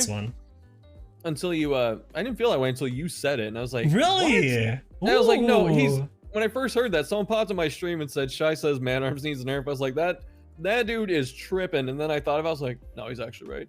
This character's nuts. He's omnipresent in all positions, right? And he has great cover for not only his allies, but himself as well. Like, he has unparalleled sustainability. He's basically like Dismas potential damage, but with heals. Dude, not only that, he like Man-at-Arms answers so many of the hardest fights in this game. Yeah. Fucking exemplar, nope, fuck you command, right? Like, what else is there? General, nope, fuck you retribution. Like, focus on him, play one bolster, and you're set for the next 2-3 turns. For Leviathan, play Sergeant, move res, you know, you can't get undertowed and shit like that. What else? Can hold the line against Categorize and hold the line against Hunger Tokens. Yeah, he's way too versatile as a character in terms of just being dominant all around. And yeah, he's just nuts. Man-at-Arms, he definitely needs a nerf. Who would you like to see to have a buff though? Oh, come on, you know it's Audrey. She needs it, dude. There's like no hesitation, not even a second pause, and just immediately Audrey. I mean, Occultist could use one too. I actually think with Occultist in the first game, his heal was crap, but it was better because you could use it whenever, and that's right. Yeah, because with Occultist, the thing, you know, people, again, you know, making content and stuff, people go, oh, I hate Occultist, you know. People are I had someone at death's door, I tried to heal them, they bled out and died because he healed for zero. Yeah. And my first response is always, why are you healing when they're at death's door? You know, you should be Occultist as a character because of how bad his heal is. That you should be healing when someone's like half HP. That's when you're supposed to be pressing it. Is this in the context of DD1 or DD2? This is in DD1. DD1, yeah. And so in DD2, you can't use his heal when the time is better. You have to use it when someone's struggling, which means it can just brick and kill someone and it's percentage based. So if you're a low HP character, it doesn't pick you back up that far. You heal for like 6, and then you bleed for 6. So it's like doesn't. Yeah, dude. It's not even 6. It's 9, dude. Like unupgraded. Yeah. It's so bad.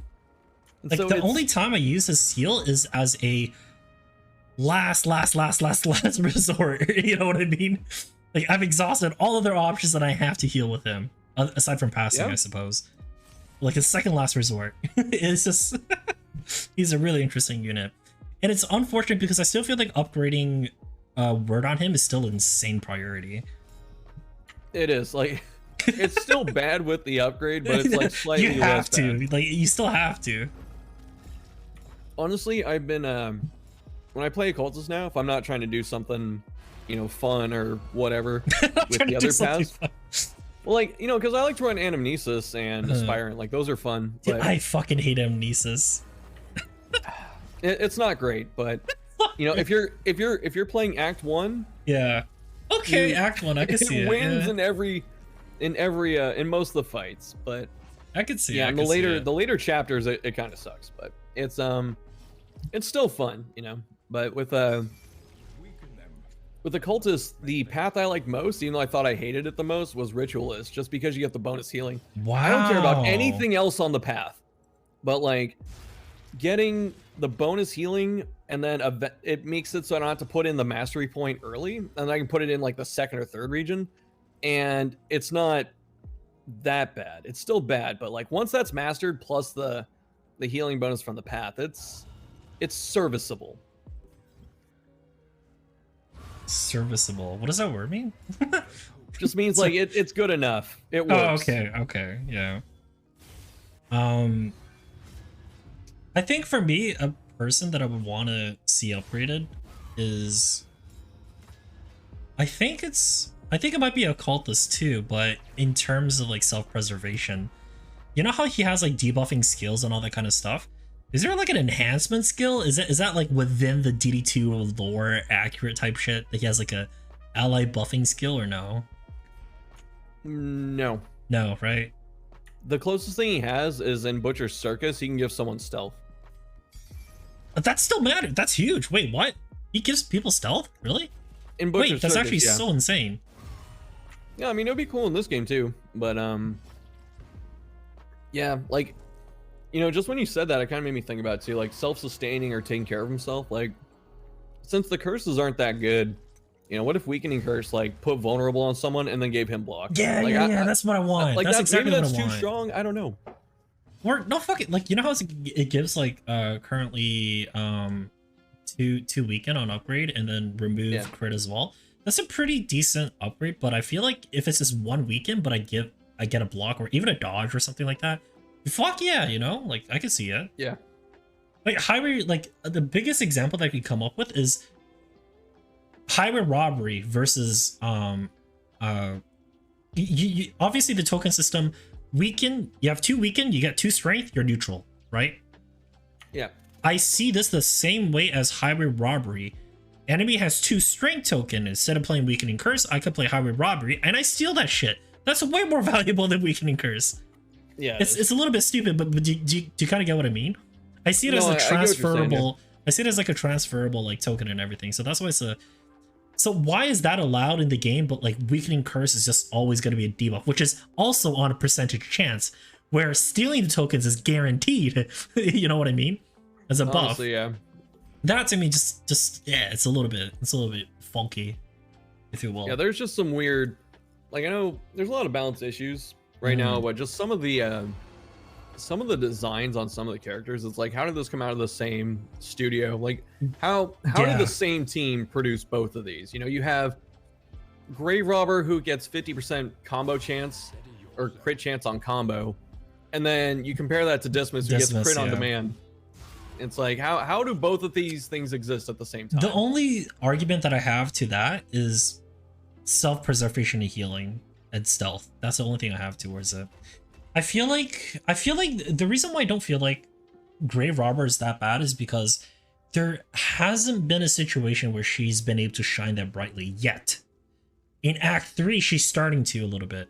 In Act 3, she's finally getting a little bit, you know, she's getting her foot in the door as demonstrating why her Absinthe and repartee is so powerful. You got repartee down, sure, you get hit 1 out of 4 times, right? You say once out of 2 rounds, right? On average, right? Yeah. Motherfucker has 2 attacks per round. 1 out of 4 we assume it gets hit, right? And we're able to sustain that quite often with repartee and Absinthe, right? Absinthe, there's 3 of them, assuming just on average, right? 3 times 4, 12 rounds. Are you kidding me? Right? Do you kind of see what I mean now? Yeah, and it's like, it's actually quite a bit. Like, it's a respectable amount. And and her self-preservation is good, and that's kind of like she's really held up by the fact that she's surprisingly durable. Surprisingly durable, yeah. And it's well because she still has like 28 HP, so she still goes down if she gets like tapped. Yeah.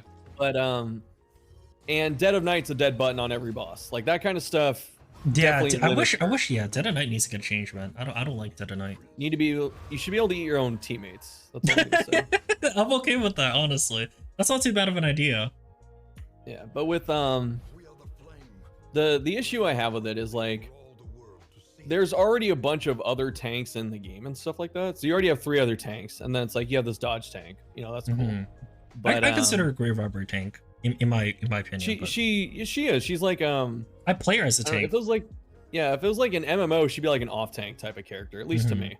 But the issue kind of circles back to what I was talking about before. Is you still, like I said this in the first game too, because I'd run, like, there'd be a lot of times when I'm playing Vestal, who's, you know, the big healer in the first game, and I'd be using Judgment, which is an attack. What is this stun? Or no, that one. She has a stun too, but yeah. I remember, yeah. And some people would always, you know, ask like, why'd you do that instead of just healing? And it's like, because you still have to kill enemies. You know, everyone has to chip in on damage in this game, and it's the same reason that Carcass isn't like the best path. Because you still have to kill stuff. I don't understand Carcass at all, man. I hate it so much.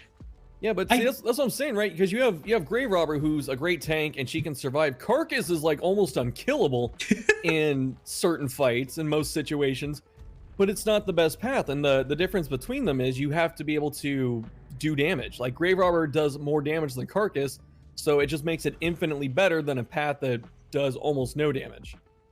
Yeah, for me, the only way to validate Carcass, I feel like, is just the what is it? If it bleeds, or what is that ability? Bleed out? Bleed out, yeah.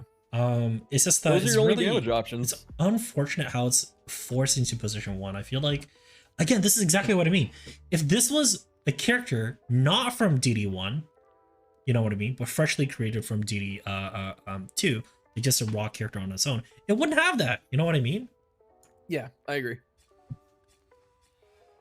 The reason they nerfed, I don't know, because you only said he had like 80 hours, but like in DD1, Hellion had like Omni Reach. She can hit everything from rank 1. I remember that, like, yeah. So like you had either Bleed Out or Wicked Hack, and or you either have Bleed Out or Wicked Hack, and then you'd have If It Bleeds and Iron Swan, and she could hit every single spot on the enemy team. And so they had to nerf that. I understand why. But like, Bleed Out is decent. It's a decent move. It's not as good as it was in the first game.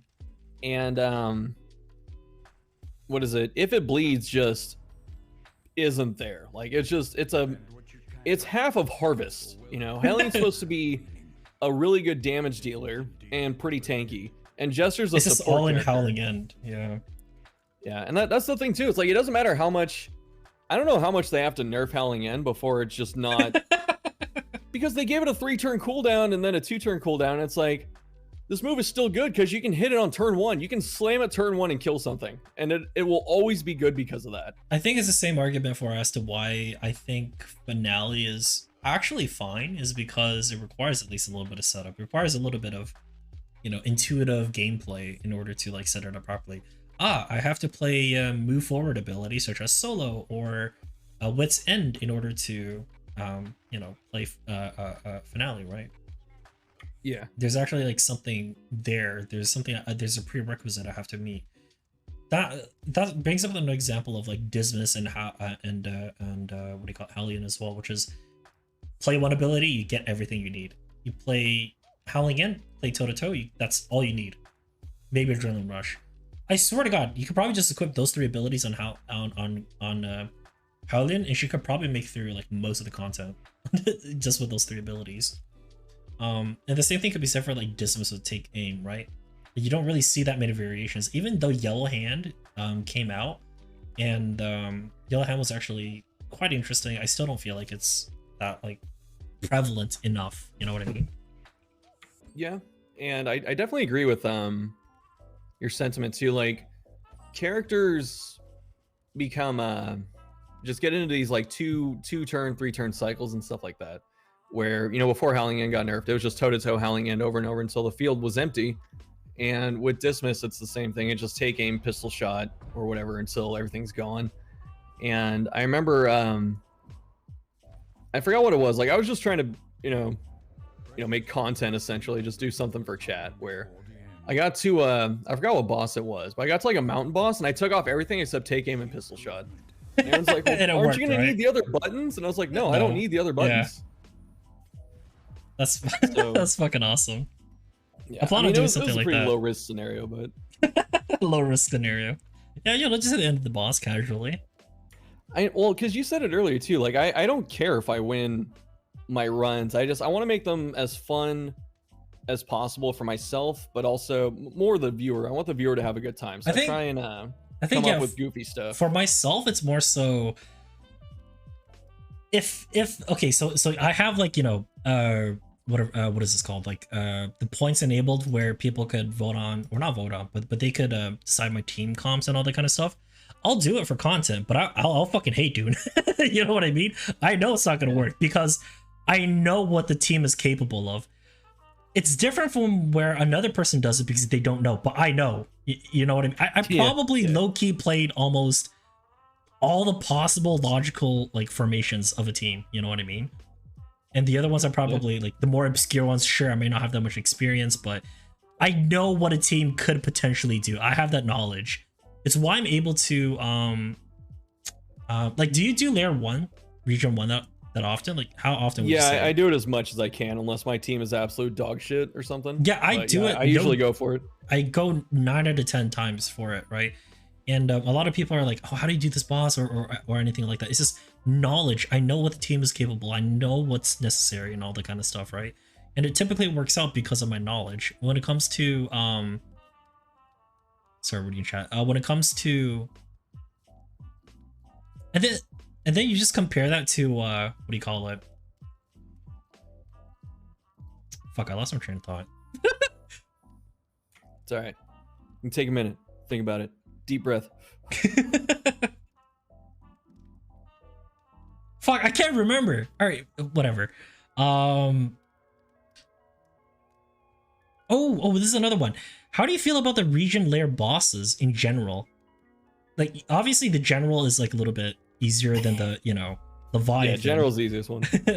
General's the easiest one. Who would you say is second? Like, if you had to list them all, what would your rating be for them? In what? Like, how good they are? How strong they are? What's sure. How easy they are to do. Oh, easy? I would say, I'd say general's easiest. I would say Librarian and Harvest Child are kind of equal to me at this point. And I'd say Leviathan's the hardest, especially like region 1. I hate the Leviathan, dude. It is just so much BS. I hate it with a passion. I hate it with such a passion. Freaking 2 stress on batter twice a turn. Like, fuck that.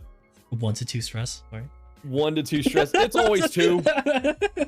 It's always 2. It shouldn't even be a chance. It should just be 1.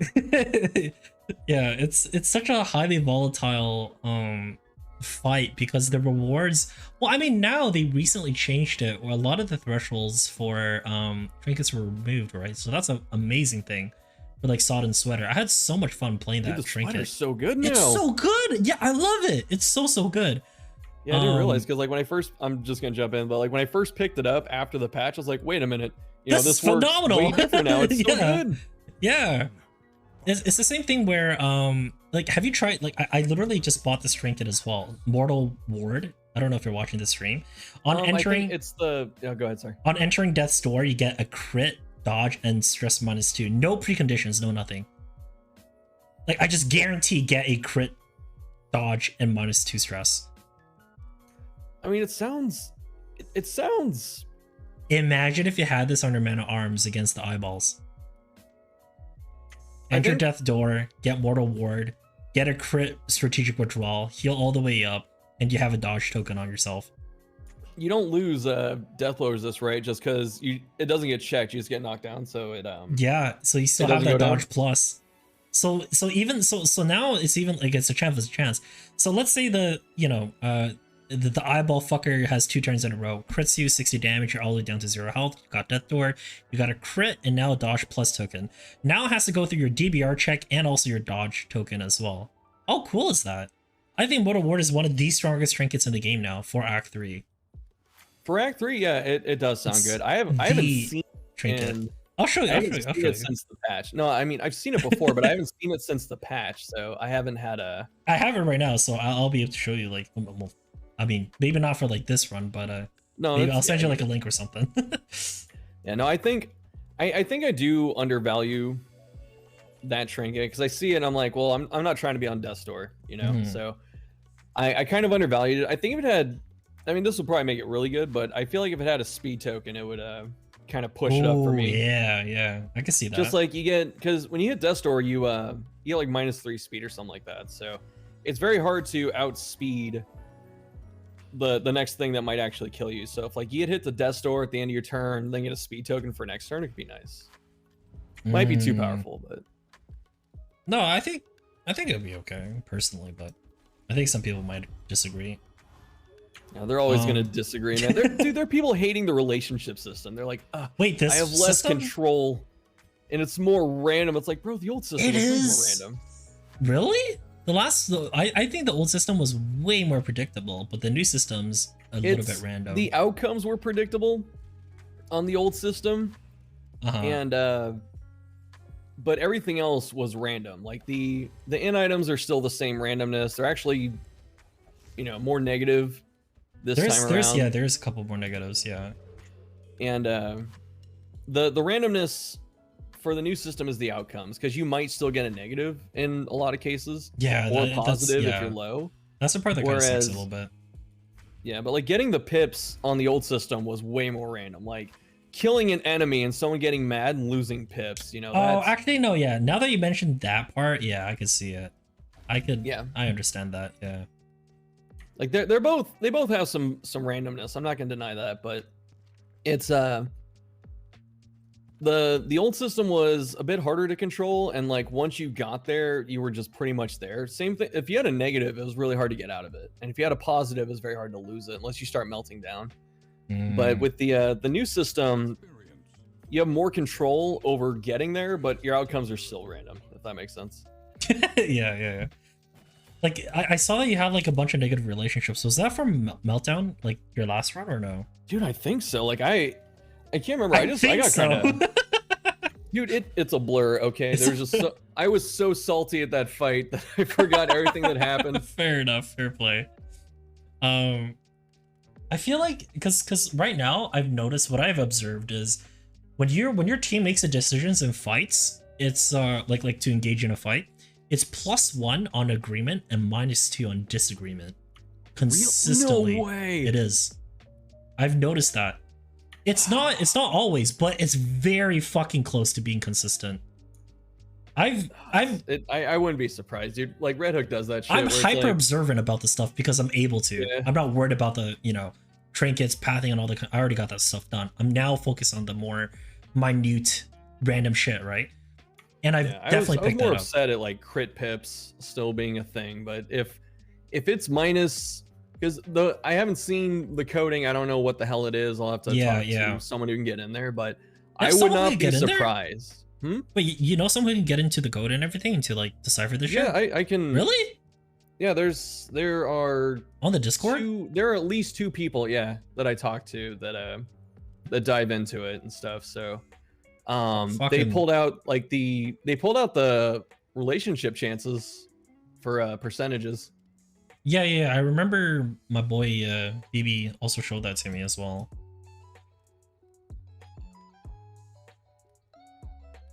Yeah, Sorry, okay. I was clicking it open. I'll look. Yeah, I'm looking at the Discord right now to see if there's to see if there's anyone like mentioning mods or anything like that.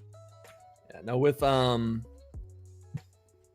what I was gonna say with the agreements to fight or not fight and stuff like that, I could totally see Red Hook doing some stuff where, without looking at the code, 'cause I don't know what it is or whatever, but it'll be like on disagreement, you know, -1 affinity, 100% chance, -2 affinity, like 67% chance. I could see them doing that kind of shit. Oh, dude, I don't. But like, what I noticed is that like now cultist fights are a high priority target because everyone agrees in cultist fights. You know what I mean? Yeah, it's like that's an insane one. That cleans up relationships and everything. Like cultist fights are actually so strong now. I mean, on top of that, the trinkets got revamped 2 foot. I just had a run with what is it? Jealous Whisper. Do you know that one? When moving, I know the name, but I don't remember what it does. When moving, gain a random token. That was, I'm telling you, the old one. When moving, gain a random token. When moved by ally, and allies only Jester, by the way, which is fucking stupid. Gain 2 tokens, right? 2 positive tokens. When moved by enemy, destroy all negative token or positive tokens and +2 stress or some shit like that. The new one is when moving, only gain positive token when moving, right? That's fucking immediately. That turned from one of the worst trinkets to, my opinion, probably potentially better than Dark Temptation. In my opinion. I mean, you might be right. I have to because I haven't seen Jealous Whisper since. I literally just had a last run. But... I had take aim for free every single round. Oh my god. Like, it was crit dodge damage, crit dodge damage always. I'll have to make a note of that, because like I do take cultist fights, but I think I'll start prioritizing. The other reason why it was so successful was because my team was also hyper mobility. It was Audrey, it was Grave Robber, it was Bonnie, it was Dismiss, and Men at Arms. Men at Arms is general hyper fluid in teams, right? Yeah. So yeah, that team comp was amazingly fluid in terms of moving around. And so yeah, I was able to get so many fucking tokens just doing what I usually do with that team. You know what I mean? It's free. It was free. That's nice too, when, you know, what you're trying to do with the team, you find just all the stuff that synergizes and becomes win more kind of stuff. Revenge? Oh no. Oh, you're watching the stream? Janitor, hold on. I didn't even watching the fucking stream. Yeah, I've got it up. I've just been chilling. I should have been making like facial expressions everywhere. Oh, dude, this is terrible, man. My god. Their relationships are relatively high as well. I think I hit 2 5%ers here. You might have. Demons. Speaking of, because like a while back you were talking about nerfing Man-at-Arms and Jester. I feel like Man-at-Arms definitely needs it. I don't know if Jester needs it. He's very, very powerful. I still think he's like an S tier unit. But like, I don't know what you nerf on that dude. Virtuoso, the path needs to be reined in for sure. But in terms of like the base kit, I think he's okay. Just Encore is insane, but it's like any extra turn thing on demand is always going to be good. So I'm not sure what you do to that character to make him worse. So the reason why I like to argue why Jester is so phenomenally strong is because of it's several reasons. He has on-demand dodge plus tokens, vulnerability on a finale that doesn't fucking matter when you have dodge plus twice on you. You know what I mean? And a daze token, which honestly doesn't even matter anyways, because in position 4 you can only play handful abilities. You know what I mean? Yeah. Like, there's just so much things in his kit where it's self healing. Does that make sense? There's no repercussions to it. There's so many minimal, like, as stupid as it sounds, Howling End to toe-to-toe at the very least, flat 33% damage reduction until you get rid of the Winded. Fair enough. I have to play Mastery Point onto Howling End in order to get it to have a lower cooldown, or I have to play a unoptimal ability in order to clear the Winded, like Bloodlust, right? I have to play something slightly suboptimal temporarily. What about for Jester? How you cannot convince me to unequip everything except for a solo encore finale, and I swear to God I'll make it work. And that's exactly what I mean. why should this always work when you have 1, 2, 3, 4, 5, 6, 7 other fucking abilities that are just as interesting, but just cannot rival a certain setup? You know what I mean? Honestly, I think Finale kind of flies under the radar. I know Thick's talking about charging it up because that's what it did in the first a lot game, of people said how Finale should be buffed immediately as a finale skill, right, to truly cut down an enemy DBR and stuff. Like, I strongly disagree. Do you know how insane it would be? Insane. I kind of went back and forth on it because like I wouldn't mind if it went through DBR or block or dodge, just something else, just because setting it up, you know, stuff can go wrong. But the other thing that makes it good, besides like all the stuff you mentioned, was like it's like Howling End. You can slam it on turn 1. So any super nuke like that, or PBS or Howling End or whatever that you can slam on turn 1, is going to be good, because the ability to kill something before it does anything and make it into a 4-on-3 immediately is good. It's always valuable. So I think it probably does need a nerf, but I think no one notices just because Encore exists right now. That's why I say Leopard's the perfect character. That's why I say Leopard's the perfect. You can't slam chop down turn 1. He has a combat start with blind, right? Yeah. That's why Leopard's he has insane damage potential, but guess what? It's a reload mechanic with a chance. You could trade that chance for, you know, maybe get a hit in, but hey, won't you rather get the guarantee? Maybe in some situations. I actually have to think about it. You see what I mean? You do, for sure. For solo finale, I just solo finale. For Howling End, I just Howling End. But the main reason as to why I think Virtual still definitely has to be nerfed, but more specifically why Jester has to be nerfed in terms of finale is because the damage potential is greater than anyone as well. I don't know if you know this, but you know Burning Stars 12 to 18, right? Yeah. Finale unupgraded, no additional effect other than solo finale, 20 to 26. 20% crit. Without that's Burning Stars plus a damage token with slightly increased crit. You know what I mean? That's a lot. And this gets calculated differently as well with damage tokens. It flies astronomically in terms of the damage because of the bonus effect of plus 100% damage when target has combo. It's so fucking strong. So are you saying that like everything else gets calculated first and then doubled afterwards? Like the combos like crunched last? Is that what I'm hearing? I'm not exactly too sure, but there's something weird going on with it for sure. It does hit really hard like that. It's a move that scales very, very high. But way too quickly. It should not be within first 1 round. I feel like, what do you call it? This is my idea. I have 2 ideas for finale. My first solution is flat reduction on damage. Done. Second, I guess 3 ideas. Second idea is increase cooldown from 2 to 3. Make it the same as Encore so that you don't have a rigid solo finale Encore, solo finale Encore. Maybe you have to solo finale Razor's Wit or solo Fade of Black solo Encore. Or solo Fade of Black solo finale, something like, I don't know. Just mix it up, right? Yeah. The other idea was you're punished if you do not kill the enemy. If you like, what do you call it?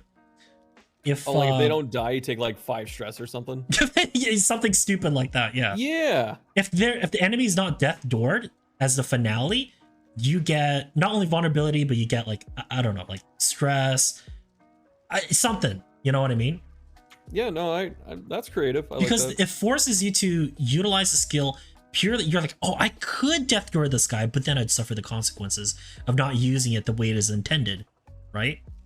I could kill this guy, but I have to, you know, it forces you to just, I just like abilities that makes you think. I like characters that make you think. And that's why I love Dismiss and Grave Robber so much, because I love thinking, like with their skill sets. It's very attractive to me. No, I agree with you, but when you said you love thinking, I'm just sitting here, I picture like some cave dude going, me no like think, brain hurts. I mean, some people like that. Some people just want to like autopilot, right? Honestly, yeah, like Dismiss does have some thought, but if you want to do take aim pistol shot, there's no thought process. It's just, man, okay. This is my argument for Dismiss, is that he has all these powerful skills. They're all powerful. However, the main thing that you have to keep in mind is that, okay, he has 40 max health, sure, but he is still somewhat squishy. What can I do to deal the maximum amount of damage while maintaining this guy's health? That's what I think about and that's what's so fun for me. No, I agree. He's not like made of paper, but he definitely he doesn't have the defensive options of as much some of the other ones. Like, much. He has a few. Like he gets a little bit of dodge, a little bit of dodge, a little bit of token defense. Yeah, he gets some. He gets some tokens. He can steal other people's defenses. He gets one block, I think, from like double cross. Yeah. He has enough to keep himself alive, but he definitely can't, just take consistent hits of damage like the other characters. But no, I agree. And honestly, once you get like away from take aim, there's a lot of thinking with Dismas. So he is very fun to play. It's just like I was saying, take aim and shooting people trivializes a lot of the it eclipses everything else he has going on. All right. But the other thing. Sorry, just the other thing you were talking about was with Leper. I do agree, because with Leper, that is one of the fun things is kind of leveraging when you want to roll the dice on a blind hit. Yeah, do I go for the risk, right? Yeah, because sometimes you'd be like, okay, if this hits, I'm in a really good spot. And then you think about, okay, I have like a debuff resistant thing like Tempest, so my chance of getting blinded is a bit lower than average, so I could probably risk this. If I swing now, it's not gonna get anyone killed and stuff like that. So it's fun to weigh those options, and I do like it. So I agree with you on that one. Yeah. That's the most entertaining part for me personally about this game, is that it's kind of like chess. A lot of people tell me like I should be like playing chess or some shit like that, but it really is kind of like chess. You have to think about all the different types of situations of what could possibly happen. You know what I mean? Like, even if it's a 0.1% chance of occurring, you still have to calculate and consider it. You know what I mean? Yeah. Like, if you don't consider it, God forbid that 0.1% chance thing happens, then what are you gonna do? What are you gonna do after that? Your plan's completely fucked now. Man, I've been bitten by so many low percentage chances like in the past, that it's just what I think about. And people, again, same thing in my videos and stuff, people will ask me these questions and they go, oh, like freaking this one always comes up in like Red Hook's Discord. I always talk about leaving pick to the face on Grave Robber. Yeah. And like in every build. I like it.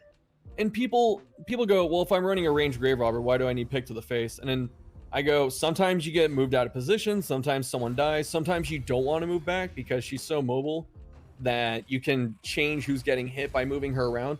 And it doesn't matter if you don't press the button. It's like you're covering an option, even if it's like a 2% chance of happening. It's never bad to do something like that. There are characters where you're allowed to do that, but I would disagree on some other characters. Grave Robber, Thrown Dagger, Poison Dart, same shit, right? Like, do I need Dead of Night? No, we just probably pull. There's probably Purge. There's probably Magnesium Rain, right? Some shit like that. Do I need fucking lunch? What do you call it? Do I need Repartee? No. Do I need Fade of Black? No.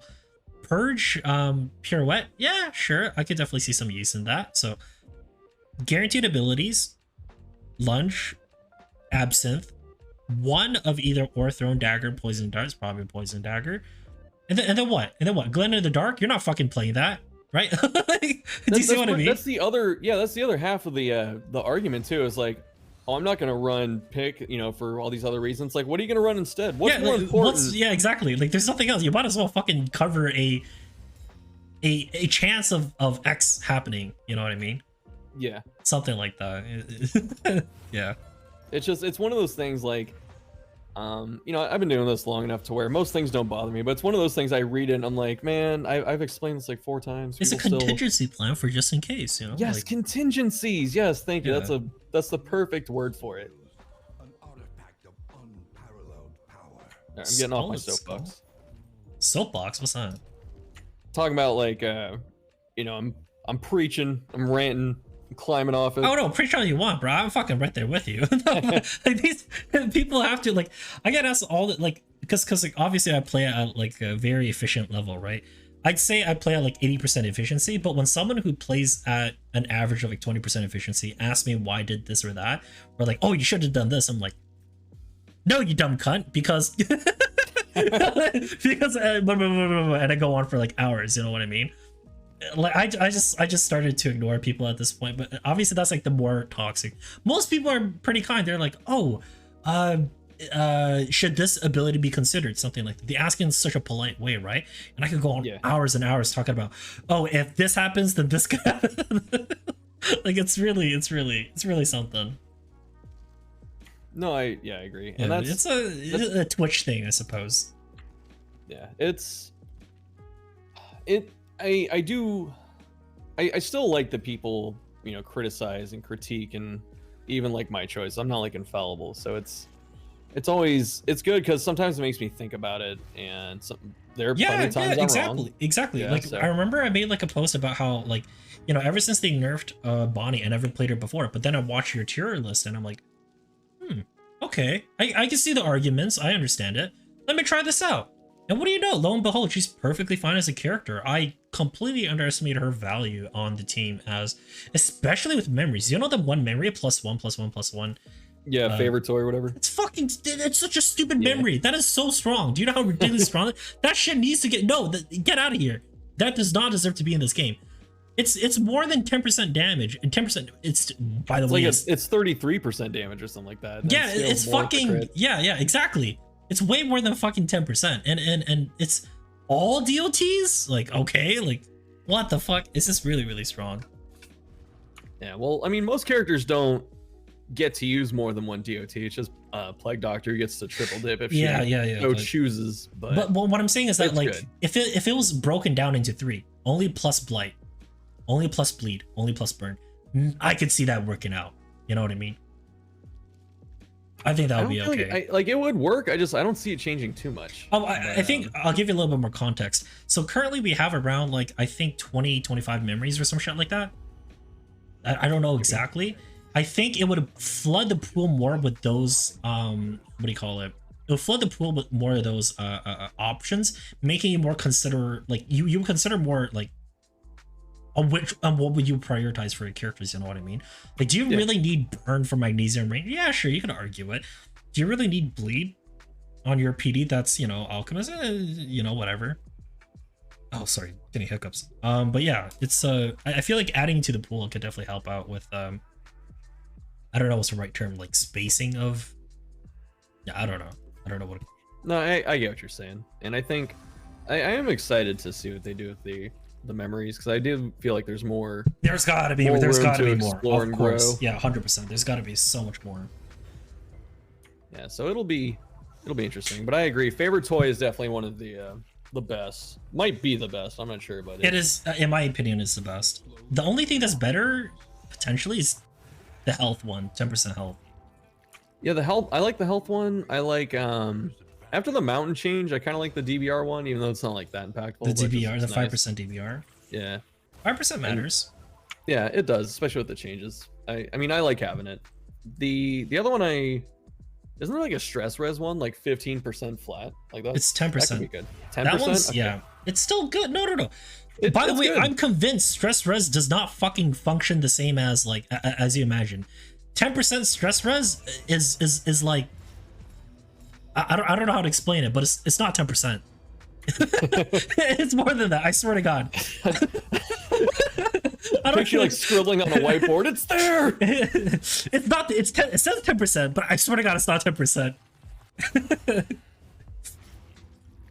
Yeah. I don't know, but like, to me, I feel like whenever I have like the stressors, even at 10% chance, it feels like it blocks like fucking 1 out of 2 or 1 out of 3. I feel like it blocks so often. I don't know if that's like a human like error thing, like, we're terrible at math and some shit, so like we just, I mean, it could be, but I've had it, like, I'm driving down the road and I see it go off twice. I've had that shit before. Yeah. So. Yeah, exactly. Like it's stuff like that. Like that's a perfect example. You know the trinket that gives you 10% or 15 whatever stressor is, the trinket one, right? That one I swap all the time before making decisions because I know it can affect, right? Mm-hmm. And obviously I know it's only 10%, but fucking hell, it works way more than that. There's no way. There's something weird going on with stressors. I need to figure it out. If you have your coders, please, like I mean, I can put the feelers out, but no, what you're talking about is it's another, like, high tier advanced strat. You don't really do it as much in this game compared to DD1, but like trinket swapping was very common. at like higher levels in DD1. Oh, higher level, okay. Yeah, and you can still do it in this game. Like, what is it? Swapping on stress res before something happens, putting on disease resist when you're at a study or something like that. Right, yeah. Being able to move stuff around. Like, I remember, I haven't done it lately, but I used to keep disease trinkets on me. And if I had Plague Doctor on the team, because she has like 50 base disease resist. So, like, if I went to a study. Right, yeah. And I'd see disease on there, I'd just throw it on her and I'd have her open it if she could. Yeah. And, hope for the best. So moving stuff around is good, and I like that. I like that there's way less class trinkets this time around, because DD1 had a lot of class trinkets, so it wasn't. What was that? I like that there's more just regular, not class specific, like hero specific. Oh, class. Yeah. Class. I think it said clash. No, sorry. Yeah, in DD1 there's a lot of hero specific trinkets, so being able to move them around wasn't as easy. You kind of had to plan way far in advance, but it's much easier in this game, but there's just not as many times that you need to do it. But who knows, maybe with the update it'll happen. I feel like there's gonna be more class trinkets, right? I feel like there's gotta be more. Probably. I guess if I was gonna ask you a question, how do you feel about the current trinkets? Because I feel like they're going in a better direction, but like compared to before, because yeah. my standards are fucking low as shit, right? Because I can't compare it to anything else. I can compare it to DD1, but I wouldn't know shit, right? But compared to the baseline of what it was before the trinket rework, oh, I fucking love it, dude. I love it so much. Well, I mean, I totally agree, but what I'm trying to kind of push towards, I don't know if I'm like on the fringe on this, is that with paths and trinkets, I was hoping for more just kind of wild and out there shit that we're starting changes. to though. Yeah, they are, and so I'm hoping they keep doing it, because I want things that like fundamentally change stuff. You know, like foreclosure notice gives grave robber stealth off flashing. That should be I swear to God, that should be a path on its own. Yeah, I love it so much. That's way more entertaining and fun to mess around with than like Deadeye, which is just flat damage and stuff. So yeah, I want more trinkets and paths to really just kind of turn characters on their heads. And no, like this one that I currently have on Royal Summons, they recently quote unquote buffed it by giving turn in if rank equals 4 2 taunts instead. Do you know how big of a difference that is from between 1 and 2 taunts? I mean, it seems very good, because you have like the solo into dodge plus potential with 2 taunts. Yeah, because it's two dodge tokens into 2, what do you call it? 2 taunts, right? He is now more effective taunt tanker than grave robber. Yeah, honestly, that's so weird. He's a more effective taunt tanker than grave robber as for dodge. You could actually do that, something similar with him in the first game, like solo tank Jester, because like he would mark himself, so like he'd be more likely to get attacked. Yeah, like certain attacks it was basically like the old combo, or it's the old version of combos, so to speak. So he would like, you know, charge up to the front, give himself a shit ton of dodge, and then enemies were more likely to hit them, and they just waste turns swinging into him. And that's why I think that's a really good change for that trinket. So if I can ever freaking find it, I would like to use it. But yeah, it gives you, like you were saying, the potential for a dodge tank Jester, which is cool. So we need more trinkets like that, just things that let you do stuff with characters that maybe aren't possible at first, or just stuff you don't think about at first. Or like suboptimal. Yes. Slightly suboptimal, but still creative enough for you to attempt something like that. Yeah, as long as, even if it's suboptimal, if it's viable, I'm happy. If it can get the job done, then that's fine. It doesn't have to be the best thing, it just has to work. I'm very excited to see. They say they were gonna make one more region, right? Or no? That got scrapped. That was on the original roadmap. They were gonna make one more, but then they. I need another region. I'm not gonna lie. Yeah, I need another region. I'm like a fucking crack addict. I need that shit. Like it's. Yeah. I'm so. If you're gonna create a game that's gonna expect it to have, no joke, hundreds of hours of gameplay time, which it is, right? DD2, hundreds if not thousands of hours of play. You have to diversify the runs in between, other than just ordainment. Yes, I agree. It has to be. There's no possible way. It has to be more than ordainment. Ordainment, yeah. And I don't know exactly what that may be, but yeah, it's just got to be something.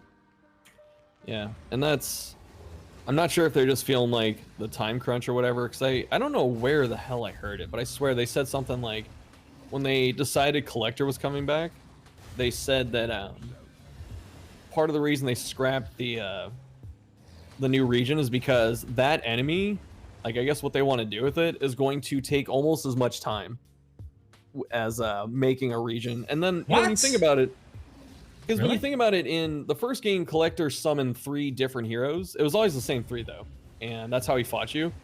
But a region right now has, I don't know, like 6, 7, 8 enemies each. And if Collector can summon 6, 7, 8 different characters to fight you, then that means, you know, almost the same amount of tuning and making the same enemies and stuff like that. The only thing that isn't put to work in the studio is like the environmental team, like the part of the art team. So I can see it taking a lot of time to make something like that.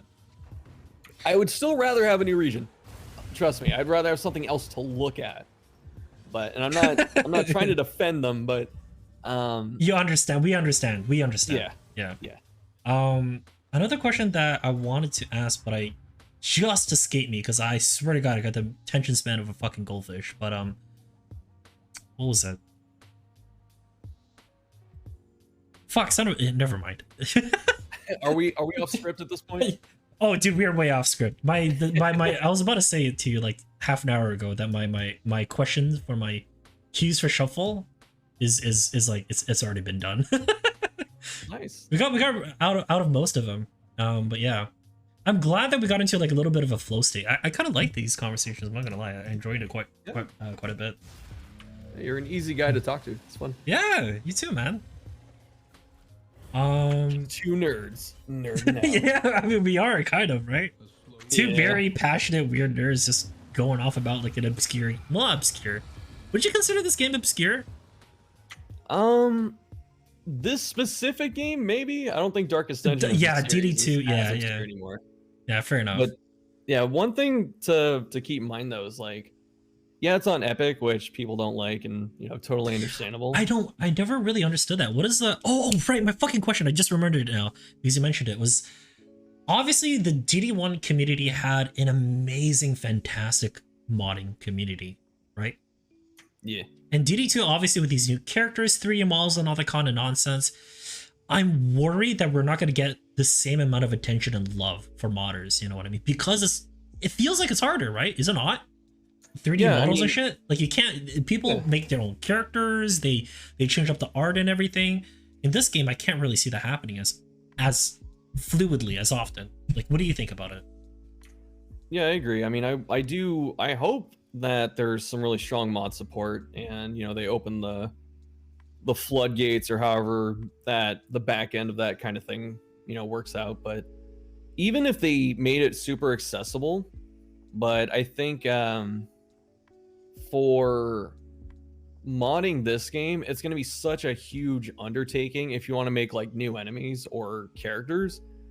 Just because instead of, you know, 2D sprite art, which I'm not saying that art's easy, but you know, being able to draw a sprite, you know, that an artist can have that skill set and they can just make a character. Whereas with the 3D aspect, you know, you could be a really great artist, but you know, if you can't make, like, you could, because I think the way they make them now is they have someone sculpt like a 3D model and then like Chris paints it. Wait, so like sculpt like by hand? Like in the game, like in the software, they make the rig and the 3D models. Yeah, right. Like okay. And then it's then Chris paints over it, you know. Yeah. And if you know, if someone can do a great job doing the painting and stuff like that, they still have to get in contact with someone that can do like 3D rigging and animation stuff like that. So yeah, the mods are going to be a much bigger undertaking this time around, but I think we'll see them. It's going to take a lot more time and probably budget, and it's definitely gonna be a labor of love. Also, good kill. Black went down. I keep forgetting you're watching shit because I'm doing some stupid ass facial expressions as well. No, I'm not. Don't worry, dude. I'm not even looking at your face. I'm watching. I'm watching the action. Alright. It's hard playing and like talking at the same time because I didn't realize how deep into thought I'd go into. You know what I mean? I notice you talk like so fluidly. I need to practice that because I can play the game and talk, but then my gameplay would suffer dramatically. Like I would notice it, right? Yeah. But I've noticed you're able to talk and play, and you would still play like relatively like the same amount of efficiency. But I swear to God, I'm gonna come up with like a certain term. I'm like a gaming term, like efficiency, where like play efficiency. You know what I mean? Just talking about how like certain players are able to make not necessarily less errors, but utilize things at a more efficient rate. Anyways, but yeah, I've noticed you're able to speak like transition between playing the game and talking very fluidly. I'm very jealous of that. that's a lot of experience. It's not just streaming because like before, like I kind of get used to like talking to myself when I make content because before I had any decent sized channel, like I did Let's Plays, and those were always pre-recorded. I didn't have any live content for that, so I got pretty used to just talking to myself. But I mean, it's not that. I mean, it's a nice compliment, so thank you. I'm not trying to. I'm not trying to. I don't know, sound ungrateful, but I definitely make mistakes, and I do think that I mean, I clearly see them. I'm kidding. Sorry. No, I think some of them. Just please don't watch the VOD. Please don't fucking watch the VOD. Oh my God, I'm honestly afraid to. I don't think my heart could take it. Because you don't understand. I'm a fucking dude. I'm vulgar, naturally, right? As you can clearly fucking tell, I'm a little bit vulgar. I'm a dude. My brain has not developed since I was 14. All right, like like there's like a plethora of things that are probably medically wrong with me. When it comes to critiquing and learning how to interact with others, I swear to God, I just don't know how to contain my excitement or hatred in some cases. Because it's like I know what's the right thing to do and all that kind of stuff. So watching you do the opposite of that, I'm like, do I like I appreciate your restraint because most people just let it rip in the chat and they're like, streamer, do this. I'm like, you know what? Fuck you. I always ask for permission before that. I'm not gonna, because I know how annoying it is, right? Like I experience it firsthand all the time, so. It's fine. I honestly don't mind, but yeah. I meant that by like on a joke level, by the way. I didn't mean to deep it that much. Yeah. It's just obviously if there was I don't know, like something you're doing like a mistake that's super wrong, I'm pretty sure you would have picked up on it. It's just more so small nuances like here and there, like you could have efficiently utilized this token a little bit more if you, for example, the withstand defender thing, right? That's not a concept I really expected a lot of people to recognize, right? It's a decently like next level type shit. You know what I mean? Yeah, and I mean I've made use of it before, which is why I recognize it afterwards. I just didn't, something I just straight up didn't notice in the moment. Like it crossed my mind. I think I remember the turn. Like, I was thinking to myself like, okay, I'm gonna press withstand, and then my brain went, I'm gonna split the focus between two characters instead of I'm gonna withstand and then I'm gonna defender leper. Like it never crossed my mind. I was like, okay, my tanks are getting hit. That's as good as I can do. And it's like, no, I can send it to one person. And that's what I should be trying to do. But, yeah.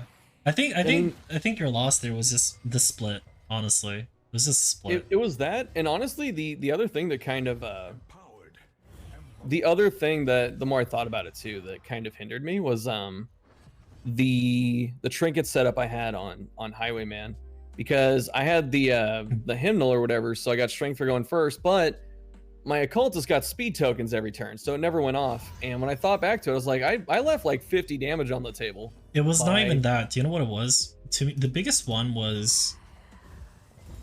Oh shit. The biggest one was Nautical Compass on Man at Arms and Apron. Yeah. And you gave him crit from the fucking thing. Yeah, I mean... That's... Yeah, because we talk about being efficient and stuff like that. That is some kind of stuff where, because like you split your attention to chat, those are little things that get harder to pick up on. Like, seeing them, but yeah, those are the swap moves all the time, Dude, oh my god. I don't know what the hell's wrong with me, but I could go like an entire region and forget to swap moves. Like that is a famous thing on my channel. I will literally like talk about, I would rage halfway through in a fight, like, I need to fucking swap this. And then fucking 2 hours later, I'm like, wait, why do I have this ability? I should have swapped this like an hour ago. It is actually such a big issue for me to remember to swap abilities. Like even now, I mean, this is fine, but I should have had command equipped, and I should have what do you call it? Something else other than Inspiring Tune equipped as well. I don't need to manage stress that much because Man Arms is doing phenomenally at the moment, and so is Leopard because, well, Simple Flower, and he's able to stay in front, right? But yeah, I have such a big big issue with managing skills. That's my biggest, like, that's my biggest error as a player, I suppose. It's tough, man. You know, all these people don't understand. You know, it's hard to concentrate, man. It's hard. Yeah, because they're playing, you know, by themselves and stuff like that. They don't have their attention split. Yeah. You know, they can just type lol in the chat, try and flame you. I'm kidding. Yeah, it's tough. Difficult. I've been noticing, by the way, I think another thing that I said before about word reconstruction is that I believe empowerment, like, you know, double unchecked power versus crit token. I feel like crit token should always heal for the maximum amount, but as a crit. But empowerment should just be like increased amount. Does that make sense? Yeah, I mean, and if it's empowerment, stuff. And crit, it just heals the maximum amount possible as a crit. Do you see what I mean? Yeah. I think that would be pretty cool. But yeah, I think we got over like a lot of things today. I don't want to like keep you like too preoccupied for like too long. No worries. I mean, I had fun. I wouldn't have stayed if I wasn't enjoying myself. Yeah, I mean, I kind of assumed so, but yeah. I'm glad you enjoyed this, dude. Fuck yeah, today was a blast. Holy shit, I love this. I love this so much. Yeah, same, man. We have to do it again sometime. Fuck yeah, I'm down for this, bro. I'm down for this. I'm so down. I'll join you on your next time. How about that? Yeah, if you want to, as long as I'm okay either way. It doesn't matter to me. I just love these conversations. I'm a nerd at heart, so yeah. Yeah, I mean, might be able to funnel you some more new faces and stuff too, if it's the other way. I don't really think I'm gonna be able to introduce many new faces from my part. My channel is very attuned to like recognizing you, right?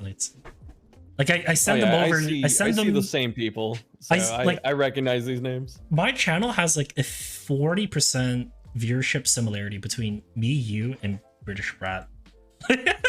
That's good though, because I mean, you, BB, and like we all do different things too, as well, right? I do like veteran endgame content. British Brat does creative, funny content, and you do like general, like, what do you call it? I don't know what to call it. Like fucking throwing. No, you do entertainment as well. You do entertainment, like normie content is what I like to say. I mean, come on, man. Not a compass of man at arms against the eyeballs. Come on, man. You can't do that. That's not normie content. That's throwing. I'm telling you. All right, we'll call it throwing content. How about that? Yeah, it's all for fun. But yeah, I love the little like trio that we have going on in the little system. I really enjoy it. Yeah, you guys are good people, so it's been fun getting to know you. Yeah, you too, man. It's obviously, again, it's an absolute pleasure to be even within your presence, let alone be able to communicate to you as a friend. It is an absolute honor. It's yeah, you've definitely helped out my channel phenomenally as well. The month that I think you rated me even just one time, my channel growth in terms of followers, I think it gained recognition not only from you, but like, you know how like when channels just get a big number of views, more people just typically click on the bigger channel, stuff like that. Yeah, people like to. It drove more traffic. Gather. Yeah, it generally just drove more traffic towards me, and I got like 300 fucking followers within a month or something like that. It was absolutely insane. Yeah, like obviously it got kickstarted from you though. You know what I mean? And I have to attribute a lot of the reasons to my personal success with streaming to you, of course, and just shout out and thank you again. So yeah. Yeah, no problem. If you ever, you know, got any questions, or if I can help you and stuff, feel free to I'll be sure to reach out. Yeah. I got you. Yeah, I'm not gonna. I felt like a little bit like nervous reaching towards you for like, you know, editing stuff, all that kind of content. But yeah, I definitely feel a little bit more comfortable now. No, honestly, it goes both ways. Like, Yeah, you know, I know how hard it is, so I like to, you know, I don't want people to suffer through shit that they don't have to. But then editing, man. the other thing too is, honestly, it's, in a way, it's fun to talk about it just because I don't really have anyone else to talk to about it. So like, That's so true. That's actually when I so talk true. about it, no one gets it, man. No. Not only the editing stuff, but the game as well. I'm not gonna lie. Yeah. All my friends, we came from Valorant, like Apex and all the. I'm pro in Apex, by the way, if you didn't know. Like I'm doing all this kind of shit, and I also tell them, oh yeah, but I also streamed this extremely like, you know, random game with math and everything. Like, Yeah. how do I can't fucking bring it up. I can't talk about my passion for this art. I honestly, it's an art streaming. I can't talk about my passion for streaming. I can't talk about, like, you know, like this. It's so hard. It's really nice to finally, I don't know, it feels like I found like a kinship, like someone that I could relate to very closely and talk about it very openly. It feels nice. It feels nice. Yeah, no, I agree. Also, experimental's updating. I don't know if that's Is that like really like right now? I don't know if that's like my cloud sync or what, but it's updating right now. I'm at 30%, so maybe we'll get some patch notes. Oh, there's There a patch. is. Oh shit! 4 minutes ago. Yeah, I mean, they probably looking at our stream, but you know, whatever. Dude, by the way, have you not noticed that every single time? I feel like every single time, whether it's you or me on, I swear to God, it's they always put out updates during then, whatever we're streaming. Am I tripping for that or no? No, dude, that's been a running joke, and like, Yeah. like my side of the community is, you know, oh, I'm gonna take the day off. Yeah, no, you're not. Here's a fucking update at like 2 in the afternoon or something. It's like, all right, shit. Guess I'm streaming. Take a look at this. Adjusted relationship proc chances. I'm convinced it should have been an equal amount, right? And I think they literally just fixed that. Yeah, it might have been. And not only that, but it seems like overall item changes got increased chance as well. You see what I mean? Dude, Morbid Joke got buffed. Again, no, it was nerfed and then rebuffed. Oh, okay. It was 6 and then it went back down to 4, then it's 6 again. Oh yeah, that's right. Okay. Amherst got nerfed. It needs to. Come on, 20% healing for a plain ability? What the fuck? Yeah, I'm not saying I think Amherst is now the strongest relationship out of all of them. It might be. I feel like it's the least common too. I get like respectful. Yeah, I get respectful more. and hopeful way more. There is definitely like a degree of relationships. Is Inseparable? Have you seen Inseparable or no? I haven't seen it, right? I think it's gone. I think someone said that. It's, I think it's gone. Axed. Yeah. The other thing too with Amorous, I don't know if you know this. You probably know this, but like, it appears that if someone's drugged down by Undertow, you can heal them with Amorous. I did not know that because I never had Amorous. No joke. The last like 5 runs, I never got Amorous. Wow. I had a, what is it, Leper and a cultist were Amorous. He got dragged down or something like that. Leper right? went down, and then I used the Amorous skill, and when Leper came up, he healed for 10. Wait, so did it override the damage? No, he still took damage. I think it's all calculating when they're underwater. Okay, all right, that's interesting. I'm not too sure what kind of impact that will do, but it could definitely save you from death's door in some situations. Yeah, does that mean if I spam? Kill people? So this is how my thought process goes when something new like this gets mentioned to me. So does this mean if I can spam the ability under Undertow, does that mean I'm going to heal an excess amount? Does that mean I could combat Undertow by letting a character stay underneath while spamming that same ability but allowing the hand to stay on top? Because technically the hand doesn't really do a whole lot of damage other than stress damage. And hey, if you have a Sergeant Man at Arms, it's no big deal. You could probably deal with this Leviathan on individually as well. That's kind of like my mind process the moment that you mention something like this to me. I mean, if it works that way, I don't know how much Undertow does per turn damage wise, but like, if you can keep pace with it. It's like, I think it's percentage. I'm sure it is percentage. I think for the first turn it's only like 5 or 10% damage plus stress. Then after that it increases like exponentially, I think. I'm not too sure. I'm not too sure about it, but I have to do a little bit more research. I haven't done Leviathan in a while, I'm not gonna lie, so yeah. Let's do a little bit more research on that. Yeah, no worries. But either way, thank you so much for coming in today. I don't want to take up any more of your time because we've been at it for like 3 fucking hours straight. I think. Has it? I think it has. It has been 3 hours. Wait, has it? It has been 3 hours. It's been 2.5. Two and a half. Jesus Christ. Oh my god. I'm so sorry for keeping you for this long. I'll probably chill for a bit. I gotta put some videos together maybe. Hell yeah, or man. Pretend I will and then not do it, so we'll see. Alright, well, either way, thank you so much again for coming onto my channel. It's been an absolute pleasure, man.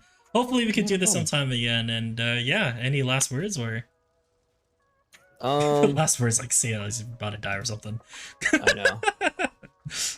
Well, like I said, the door's always open. Keep doing what you're doing. Aww. And I'll talk to you whenever. Yeah, we'll message. Update. Yeah. Yeah. All right. See you later, bro. All right, later. How was that? Did you guys like that interview? That little podcast thing? How do you guys like it? Oh, that was so fun. That was so fun. I don't think I've ever been able to, like, remember how I say, like, I go on stream and I'm able to be myself? I feel like another part of me just realized, you know what I mean? Another part of me just realized, oh shit, I could be myself here as well. Or like another part of me just feel like I could... Does that make sense? Glad you guys enjoyed it. That shuffle's still here. Oh man. All right. I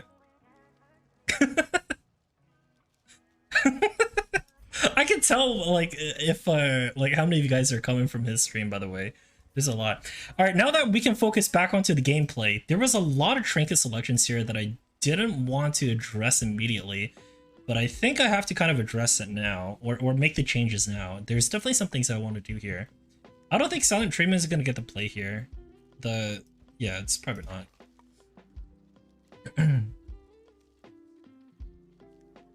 Oh, no problem. No problem, Colbert. We're also an hour sure feel about it. It makes sense if I found out. I need to give me a second. I need to reset my my game. Actually, you know what? I've been streaming for like 6 hours. My voice is kind of hoarse as well. I think that's a fucking good note to end it on. I think that's a pretty good fucking note to end it on. So I'm gonna leave this stream here for now. We'll carry on this run some other time, but for now I'm gonna leave it here. As usual, thanks Shuffle again for the amazing raid and the amazing conversation. I had an absolute fucking blast. And thank you all here for participating. I'm gonna do like some last minute shout outs. I apologize for not being able to thank those who have just recently followed me. I believe it's, oh man, there's so many, Jesus Christ. Name not loading, thanks for the follow. Cool Kirby 66, thanks for the follow. Die Day, thanks for the follow. Crushing Boy, White Weasel, and Whatever Man, thanks for the follow as well. But yeah, thank you guys so much for coming in today. I hope you guys had a lovely evening, afternoon, night, wherever the fuck you guys are, and hopefully I'll get to see you guys later. Until then, share some love to this other DD2 streamer, Architect Zero. We have not rated them before, but share some love to them, and yeah, have a good night, y'all. See you guys later.